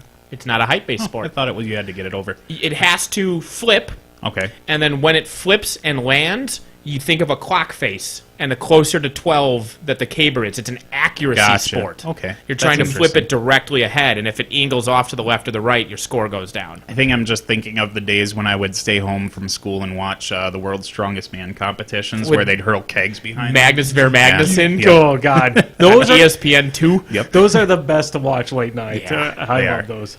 Oh, Zappity, I think. Yeah. Do you have Facebook or Twitter? I have them both up on two windows on my phone if you're Go still ahead, going. go. So Twitter, should I buy all of the Hellmouths to prevent Legion players from using them? Not at Pegasus. Yeah, you can't. They have too many. You'd go bankrupt trying to buy all I of even them. bought one myself. You need two. I know, but I bought one. One is okay. Yeah. I mean, they do reprint them when they run out. Yeah. That's how things work. Well, talk to them about Gobber fucking Tinkerers. Do you guys remember Stroker and Hoop? That It was a like a cartoon detective. on- Yeah, it was on Adult Swim when it Yeah. first started. It was actually legitimately great. But there's one episode where they get hypnotized into being in a gay porn, and so they have like their What does this have to do with... they have their sentient Helmets. car. They tell it to buy all the copies to keep it off. Sure. And so then finally later at the end of the episode, it's like, it turns out they keep making more. We're on the 5th pressing, and he's just getting shipments and shipments of the porn. Because no matter how many he buys, they just make more copies. Oh, God. Zappity. Did they... oh, yeah. Well, never mind. Go They ahead. weren't actually Grumble. gay. It was called like sack. They just showed their. It was like Girls Gone Wild, but with scrotums instead of boobs. Oh. It was just like men just showing their sack out the bottom of their shorts. That show was great. Hey, you want to see some gum? Yep. I sat in some gum. God, what was that where somebody kept on doing that, too? It was me. Oh, damn it. Well, no, it was fucking. It was Jason Jizzbucket likes to show his testicles to people. He and does like to do that. I taught him the gum trick that my elder brothers used to do to me. Scariest living thing and why? This is last week's. Are you sure? Because I remember talking about that last week. Oh, you're right. There were different ones for this week. Did we mention the horsehair worm? No. Fucking horsehair worm. I'd be all. I hate earwigs. Can't stand them. Damn it, you're right. I was in the wrong thing. Only because that seemed very familiar. Oh, yeah. Did you not tweet for this episode? Yep, I did. Well, what the hell? God damn it, Twitter. All right, I'm going to Facebook. You figure out Twitter. Beef, pork, or chicken tacos. Also black beans or pinto. I'm just. Should we a just standard, change this to burrito? Because who the fuck puts beans in a taco? Yeah. So- I'm more of a Burrito. beef. Beef No, is I don't. my I thing. don't. No beans. No beef, beans. no beans. I will once in a while get beans, but generally no. I was broken of beans when I'd have to like scrub pans with burnt on refried beans on them, and that's just the worst. Carnitas pork is amazing. Yeah, I haven't had that yet. Oh my god, no! Next time you're at Chipotle, you get the carnitas. It's so good. It's just the spice that is always worth it. And I like the pinto beans personally. Oh, here we go. I think I found new ones. Yeah, I found new ones. Mike the Lurker says, "How do you dip your chips? Dainty, moderate, or dip dump truck?" Dump truck. It It depends on what I'm dipping into, but if I'm dipping into black bean dip, it is dump truck. I'm moderate. Black bean dip is amazing. I'm a moderate person. I'm bad at planning, so what happens is the first few I like literally just like dip straight down and whatever sticks. But then at the end of it, I'm like I have crumbs left, and there's still like a third of a container of dip, and so I will literally like wad up crumbs and then scoop. Those are dip the best out ones. I do and the then same. shove that whole mess into my stupid fat gob. I do the same thing when I want to feel like I'm in grade school again and buy Lunchable pizzas. There's always the first two are like they're a respectable pizza, but then that last one is like the Megazoid pizza, and you're just like a pound of sauce and the rest of the cheese on there, and it gets stuck on your beard. That's great. The French onion dip, also with Ruffles. Basically, Ruffles are a delivery system for the French onion dip to my mouth. French fries and ketchup. I had a buddy in high school that's like that with French. He would get multiple trips out of one French fry, and not just like he would eat a third of it, like he would scoop, put it in his mouth, pull it back out, leaving the ketchup in his mouth, and then scoop again. That's fucking creepy. It is creepy. I'll at least I will always eat I my think fries. he's a serial killer now. I'll always eat my fries in pairs so that I can get more ketchup on them. But I would never fun dip a fry. But I do like at Taco Bell when you get like the Nachos Bel Grande, and you're down to one chip, and there's at least 37 pounds of cheese and beef and refried beans left because you planned badly, and so you have to just balance it all on that one chip. Yep, and then that should be the sport for Olympics. Yes, The last chip dip. good tie-in. Zappity Grumble. I found the new Twitter. What do you feel about other games' mindsets coming across with new gamers? Recent increase in whining reminds me of 40K days. I mean, the game itself is a tough flow in. I guess you're going to run into heavy things, so there are going to be complainers about there. It's just stick it out, play it some more, and once you learn the tricks and shenanigans the other players have, your game experience will improve tenfold. Well, bitching about games is like a pastime sport for gamers, really, too. Correct. Like, I remember 30% of my time while I was a 40K player was spent playing the game, and the other 70% was spent bitching about it. Yeah. And it's just something that happens. Yeah. As Tort pointed out in our chat, 40K didn't invent whining. Nope. Yeah, and that's the thing is, I feel like there are a large percentage of whiners that are always going to whine. Yep. Like, that is their real hobby, is whining. Exactly. And I even mentioned, like, the people, not all of them. I mean, again, there's legitimate decisions, and we all have our things we like and don't like about hobbies, and with new additions, things change, and so it's not just whiners leaving, that's fine. But of the people who quit and took their ball and went home and left Mark III and went to other games, 80% of those people a year from now are going to hate the games they're playing now. And they're going to switch to something else and hate that a year later, and switch to something else and hate that a year later, because some people focus so much on the negative that they're always going to hate whatever they're doing. That's why you gotta stop doing this bitch and dump thing. You have to have a vacation game. Yeah. Like, there are just some times where you're like, okay, home game, I'm getting really tired of seeing the same shit. So you just have a little vacation game you go and play around with for a week or two, and then you come back because you're like, yep, I can vent now, and we've had our break and we're good. And that's what, like, the people who like, oh, yeah, I play Guild Ball 2. There's sure. There ain't nothing wrong with that. Exactly. Ain't nothing wrong with that. And those people, by the way, don't bitch and fucking moan. I think you just got zappitied by the can. I think the can has some strong opinions on things. He doesn't like games. That's why it's called a can-do attitude. What is he, a Mexican? What are your favorite non-steamroller casual events for a non-competitive play group? One thing that I'd like to see come back when I first started playing War Machine, it was a little bit more ever present, but the Commander's Crucible thing, where you have like a fixed army, but then the battle group can change with each caster. I did like Commander's Crucible. Brian loved Commander's Crucible. Yeah, in no small part because at every convention he'd go, there would only be 3 people playing the Commander's Crucible event, so he'd win every time and get a plaque. Well, and now that battle groups are better, subjectively, it would be really interesting to bring it back. Yeah. Yeah. I mean, it's... Are you going to state your biased opinion? No, my biased opinion is basically I like... my favorite non-steamroller casual event for a non-competitive group is Who's the Boss? Never heard of it. Never heard of it. Yeah. I heard it sucks. Yeah. Deal with that. Sucker. Okay, I'm sorry. Don't have to get your fucking muscle out here to threaten me. Can doesn't like you. Doesn't. Yeah, I don't really have one. Who's the Boss is good. They're good. Whatever. Fucking play games. The escalation ones are interesting too. That's good. Cool. Those are still kind of steamrollery. They're steamroller at their core, but then like you get those extremes. What they haven't done recently, but was kind of neat, was the winner stays, and just you just went and found another event, but that they had like the attrition, where like if a unit was wiped out, then the next game it had 2 fewer models in it, or if it had taken 50%, it had like 1 fewer model, and like Beast came back with like a damage in every column, and then if it died again, it came back with 2 damage in every column. Like those were kind of neat, because eventually that person would lose a game, and then they'd be the challenger on another table. They were a little janky because since there was no timed turns, sometimes you'd be caught without a game for a little while. But I guess that's no different than if you finish your game early in a timed event and everybody else is playing for another 2 hours. That was pretty much the only issue with it, is that you could have just somebody just kind of sitting around going, Yeah. And usually those events awarded the people with the most games. Mm-hmm. Yeah, that is the thing, because with ones with rounds, it's the same thing. Like, if you finish a game on turn 2, you're going to be sitting around for an hour and a half anyway, but you're right, playing the most games was a thing. Yeah.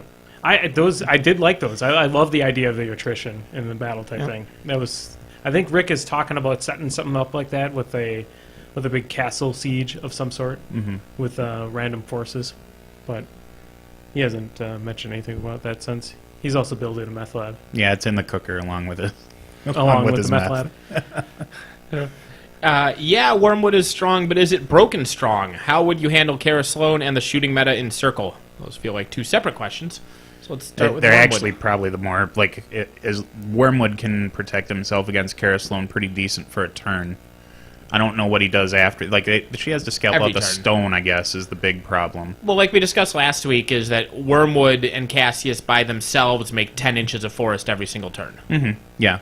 And so Kara Sloan can't deal with that. No, that's the problem. But she can deal with the Sentry Stone has to make the forest centered on itself. No. Just Wormwood and Cassius. No, they Sentry do Stone. they do fertilizer to pop the forest up. But like the Sentry Stones, they can make So they that could make it forest- 16 inches. Yeah, they then can make it a little by wider. adding. But Yeah. like Cassius and Wormwood make 10 inches with nothing in the forest, so it's 100% safe. But they have to have something to kill, and I think that's where Okay. it comes with that's where you get the Shamblers. So it's just some order of activation Yeah, issue. I but mean, if you it's run two practiced, random you can do it. jackasses up there, yeah. Yeah. And so they have a completely safe 10-inch wall all the time. So that's pretty good. Yeah, well, Kara Sloan already, I think she hasn't been answered per se, but I think volume of bodies or volume of bodies or boxes, she just doesn't stand up to that very well. Like that's her issue. I think Wormwood is near broken strong, but not game-breakingly strong. Like, Wormwood is like Mark II, Gaspy 2, pre-37 nerfs, and Mark II,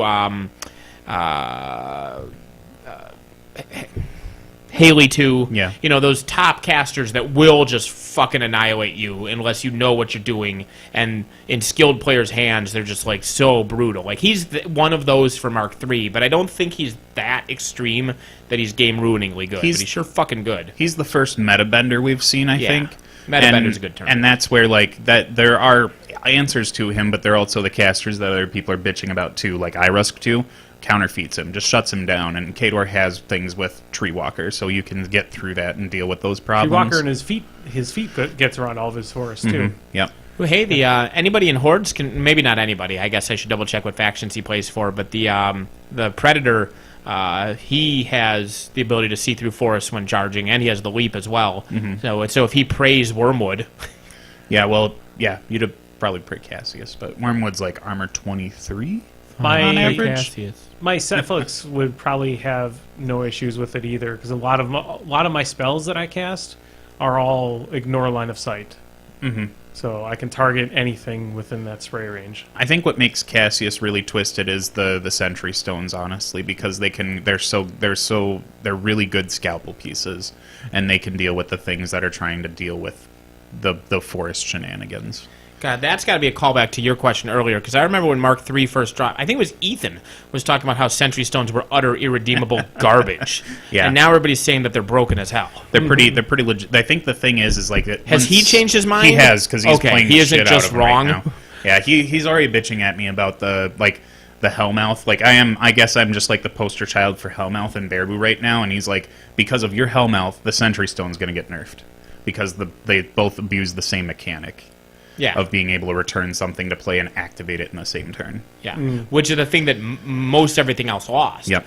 But conceptually, fluff to rules, if I'm reanimating something, it would probably take a while for it to get the shambles off and do something, but if I'm creating something from nothing, it's ready and raring to go. Your argument is that something's just plumb tuckered out from being dead? It's not my argument. I'm just saying if I were to go with that fluff to rules conversion. That's a terrible argument. They wrote the rules, not me. Yeah. Actually, well, never mind. Let's Zappity Grumble, go. What is your favorite faction in Scythe? I never played it. I would like to play it. Once I found out it was World War II. Didn't want anything to do with it. It's not World War II at all. But it's Diesel Punk World War. It's also not World War II at all. I thought it was very World War II-esque. No. But Diesel Punk, I want to play it, but I haven't, and I wish I did while I was at Gen Con. I'm probably biased because it's the only faction I've played twice, but the one that can use combat cards as wild commodities, because flexibility is fucking amazing. And if you play them, be smart. Even if you have, if you have 2 stone and you need to use 2 stone, use 1 stone and a combat card. Always keep that option open, because you can't use 2 combat cards, you can only use 1 of them, and so the next turn, if you need 2 stone again, you can't double with the combat cards. But if you do 1 and 1 and then 1 and 1, you can, but you can't do 2 and then 2. Right. Zappity. Favorite Weird Al song? Stuck in a Closet with Vanna White. I'm going to go with that one. It's Christmas at Ground Zero. That's a good one. I think Fat was a good one for me, but All of them. It's hard to figure it out. White and Nerdy was good when it came out. Like Amish Paradise. Biggest Ball of Twine in Minnesota. Now that's a song you crank and sing along with. I did always have a really hard time not tapping my feet at my desk while I would listen to the little polka remixes. Yeah, all of them end to end in chronological order is quite an experience. Yeah, I can imagine.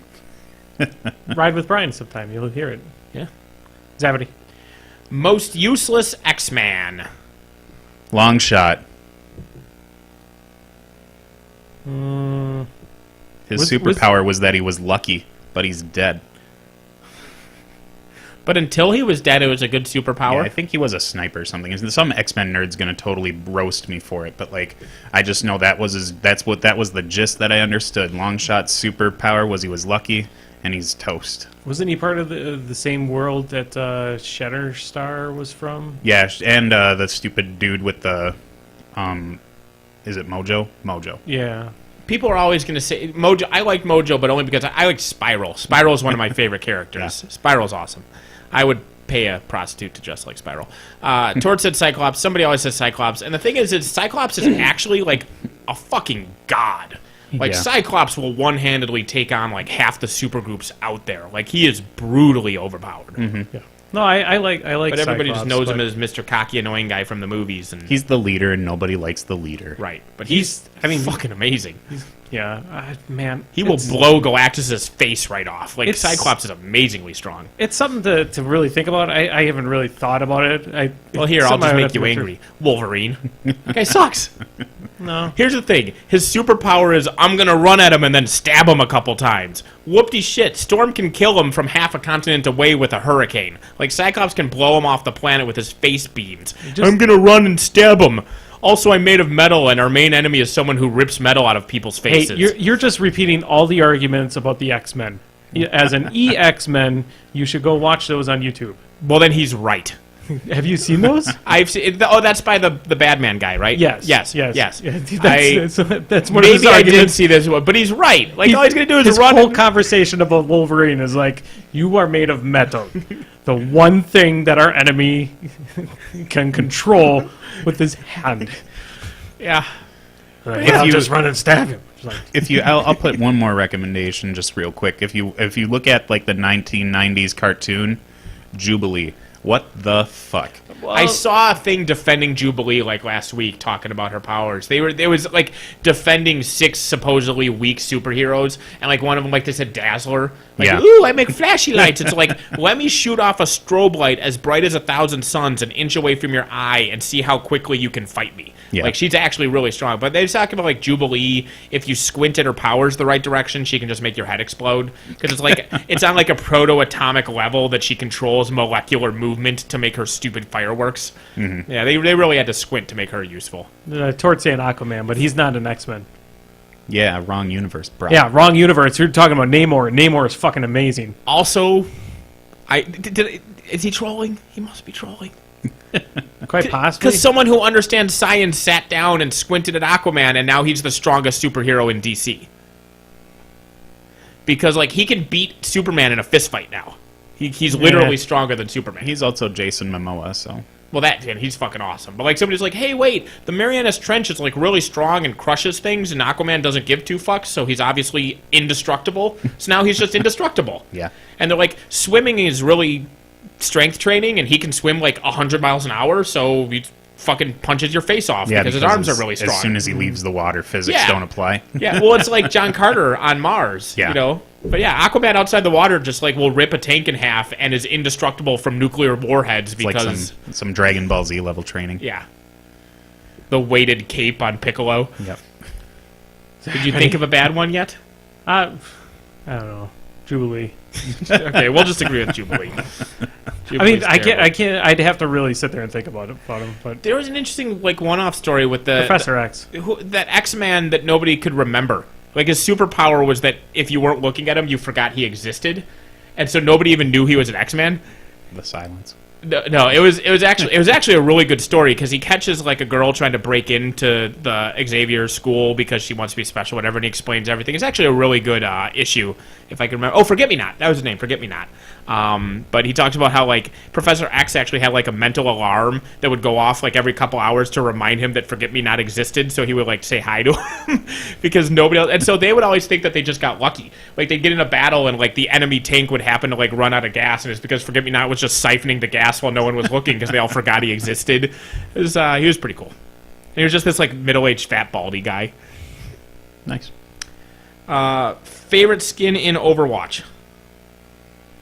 Overwatch sucks. I like Overwatch a lot.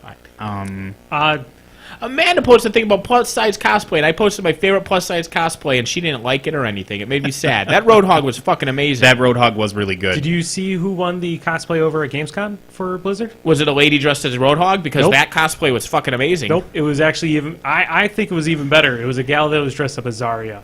She looked just like Zarya. Yeah. It was really, really good. I think my favorite Zarya, now that it's all say. coming around, I think my favorite skin is May in their Eskimo hunter outfit. It's just very bumbly and cute. It's nice. Eskimo is a racist term. They prefer Inuit. Sure, Inuit tribe people. I- or no, she's Chinese. Never mind. It's not even. She's not even Chinese. the right continent. No. So not only did she... But fuck. It's like if you see a Mexican person, you call him a gypsy instead of a Roma. Like Basically. you're wrong for so many levels. Zarya's got one that makes her look like Sorsha a little bit. That one's cool. I really like the McCree American skin that came out for the Summer Games. I don't have it yet, so I'm going to be playing this for the next day. I like Asmodunk. Well, that's for Heroes of the Storm, not Overwatch. Same thing but different. Pajamather. Why has this not occurred yet? This has to occur. Why is Stitches not have a Roadhog skin? Roadhog is basically almost the exact same Yeah, type because of you got the character. grappling hook and everything. Well, why doesn't Roadhog have a Stitches skin? Yeah. Or even more. Yeah, they should cosplay each other. I would like to see the crossover into the Overwatch world from other Blizzard products, but yeah. Tort, you're from Australia. Don't tell us the proper term for our indigenous tribes. You just legally made yours not count as animals like 20 years ago. Well, we can just wait until one of the Eskimo or Inuit people come for the ATC, and they can represent themselves. There we go. That would be amazing. Yeah. All right, Zappity, we need to hurry up. All right, most underrated sauce. Mayonnaise, put it on steak. It's amazing. Horseradish. A1. Best actor for the role of Cable. Ron Perlman. Ron Perlman. Yeah, I pretty much. Best idea for an anime or Not- TV not- show you had yet? Not that guy that's like promoting himself as being it. I know he's in shape, but he is not big enough to be Cable. Yeah, fuck Wasn't that there guy there I've was a never heard campaign of. for the guy who the Russian dude from Rocky. There was something for him too, but he just looks he's freakishly buffed old. Oh my god, why can I not remember his name? Seriously, You son of a bitch! This is great. This is great. It's Roy Batty, for the love of God, who also, by the way, is like genius on. level intellect. Yeah, Come on. Yeah. Come on. Yeah. Yeah, he's a doctor. Roy Batty. And No. and a guy broke into his house and it was like, oh my god, it's your house, and then he Yeah. just waited for the Come cops. on. Do I have to do that? Do I My have to say brain's his name? frozen. My brain's frozen. I'm not It's gonna. stop Dolph Lundgren. Yeah, okay. Thanks. Yep. Dolph Lundgren would actually be a pretty decent Cable. As I couldn't remember Freddie Mercury's name for like 2 hours one day. I just think Perlman's got he's got the finesse for it. Yeah, I think he's fine. I would much like him. Go ahead. Best idea for an anime or TV show you've had yet?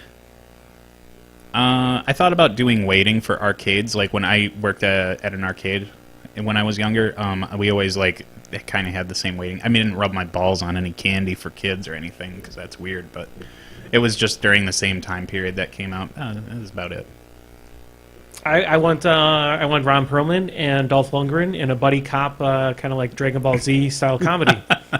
Done. Where they get to hunt down the worst X-Men. Yeah. But they can't agree on who it is. Yep. Remember I'm with Busey? Oh God, that show is amazing. Okay, now the show is going to be Ron Perlman, Dolph Lundgren, and Gary Busey in a buddy cop like Voltron style. We need 2 other members, Nick Nolte and Jeff Bridges. So Jeff Bridges, Nick Nolte, Ron Perlman, Dolph Lundgren, and Gary Busey all are now the defenders of the universe, and they protect us from Kirstie Alley. Jerry Stiller.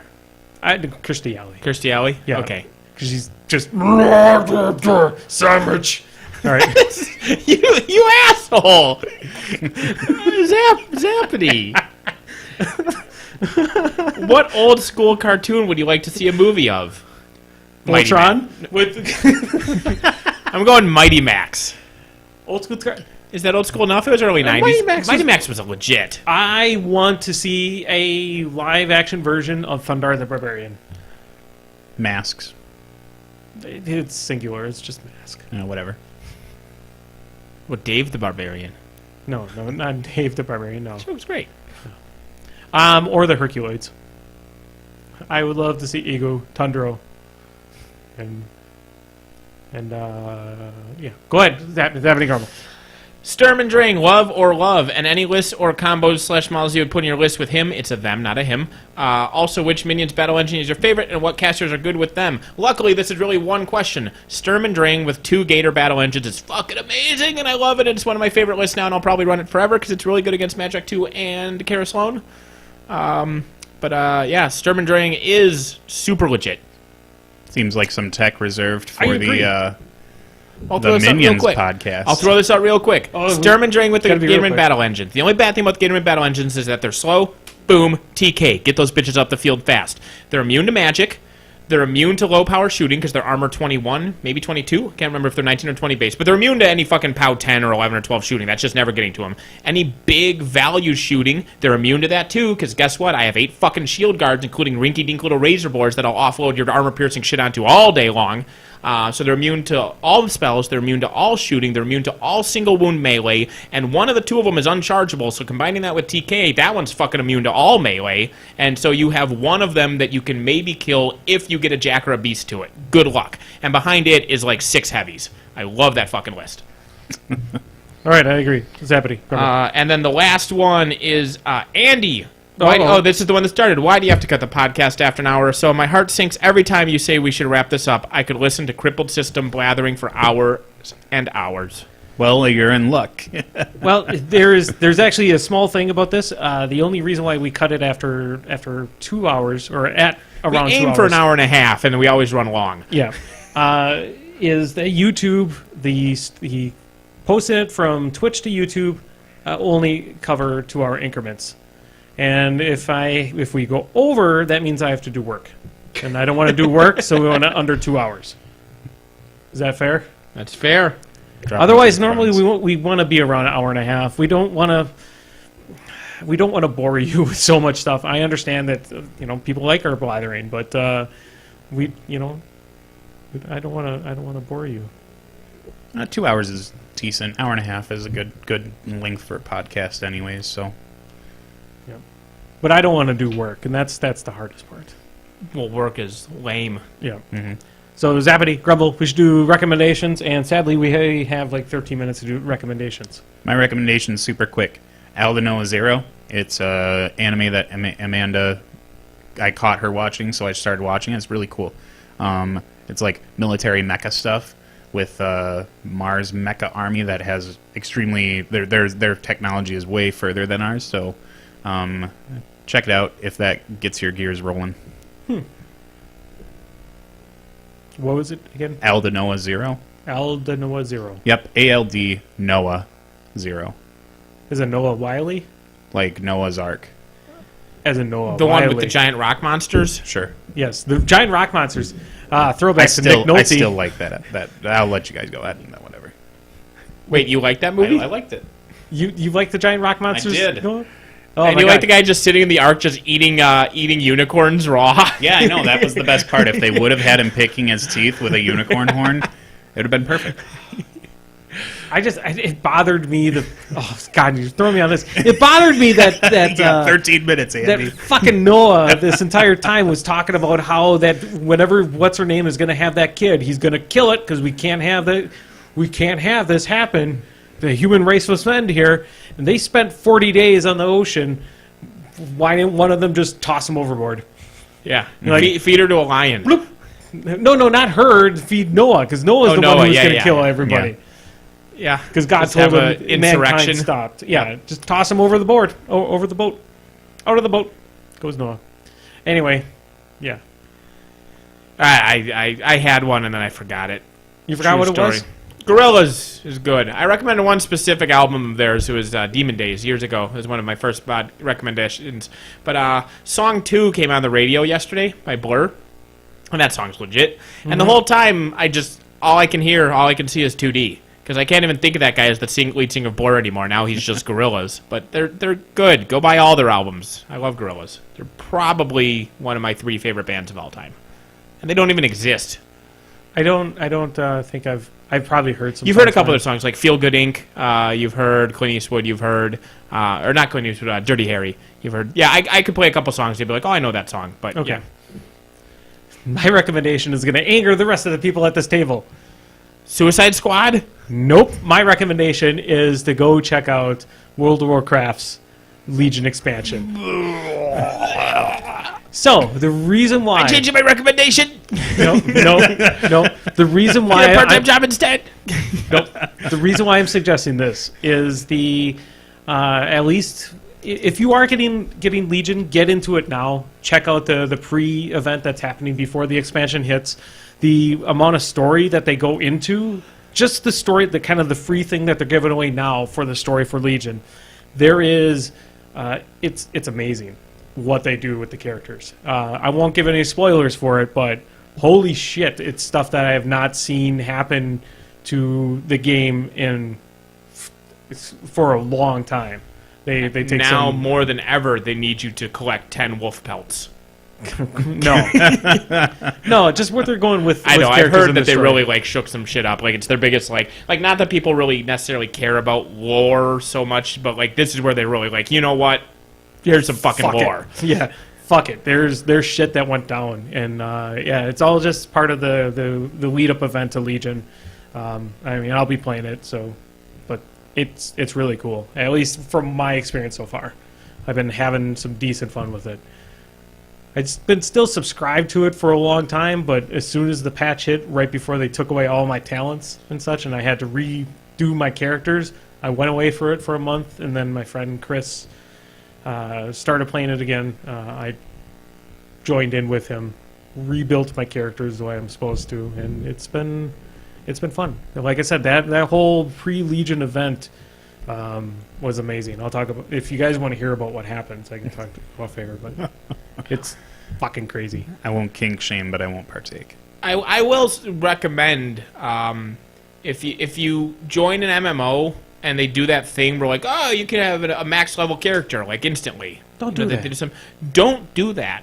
Yeah. Because the thing is you will have no idea what the hell you're doing. Mm-hmm. The people who design these characters, you get the skills, your entire character's growth from level 1 to level 100 or whatever the max level of your particular game is a elongated tutorial in disguise. Mm-hmm. You don't understand how to use your ultimate spell if you haven't used all your other spells first. Correct. And, so just don't. Level up the old-fashioned way. Don't get power leveled. Only get power leveled by friends if you already know the game. If you're new to a game and you're I want to play this game with me, you guys should power level me. And then you're level 100 and you have no idea what the fuck you're doing and then you hate it.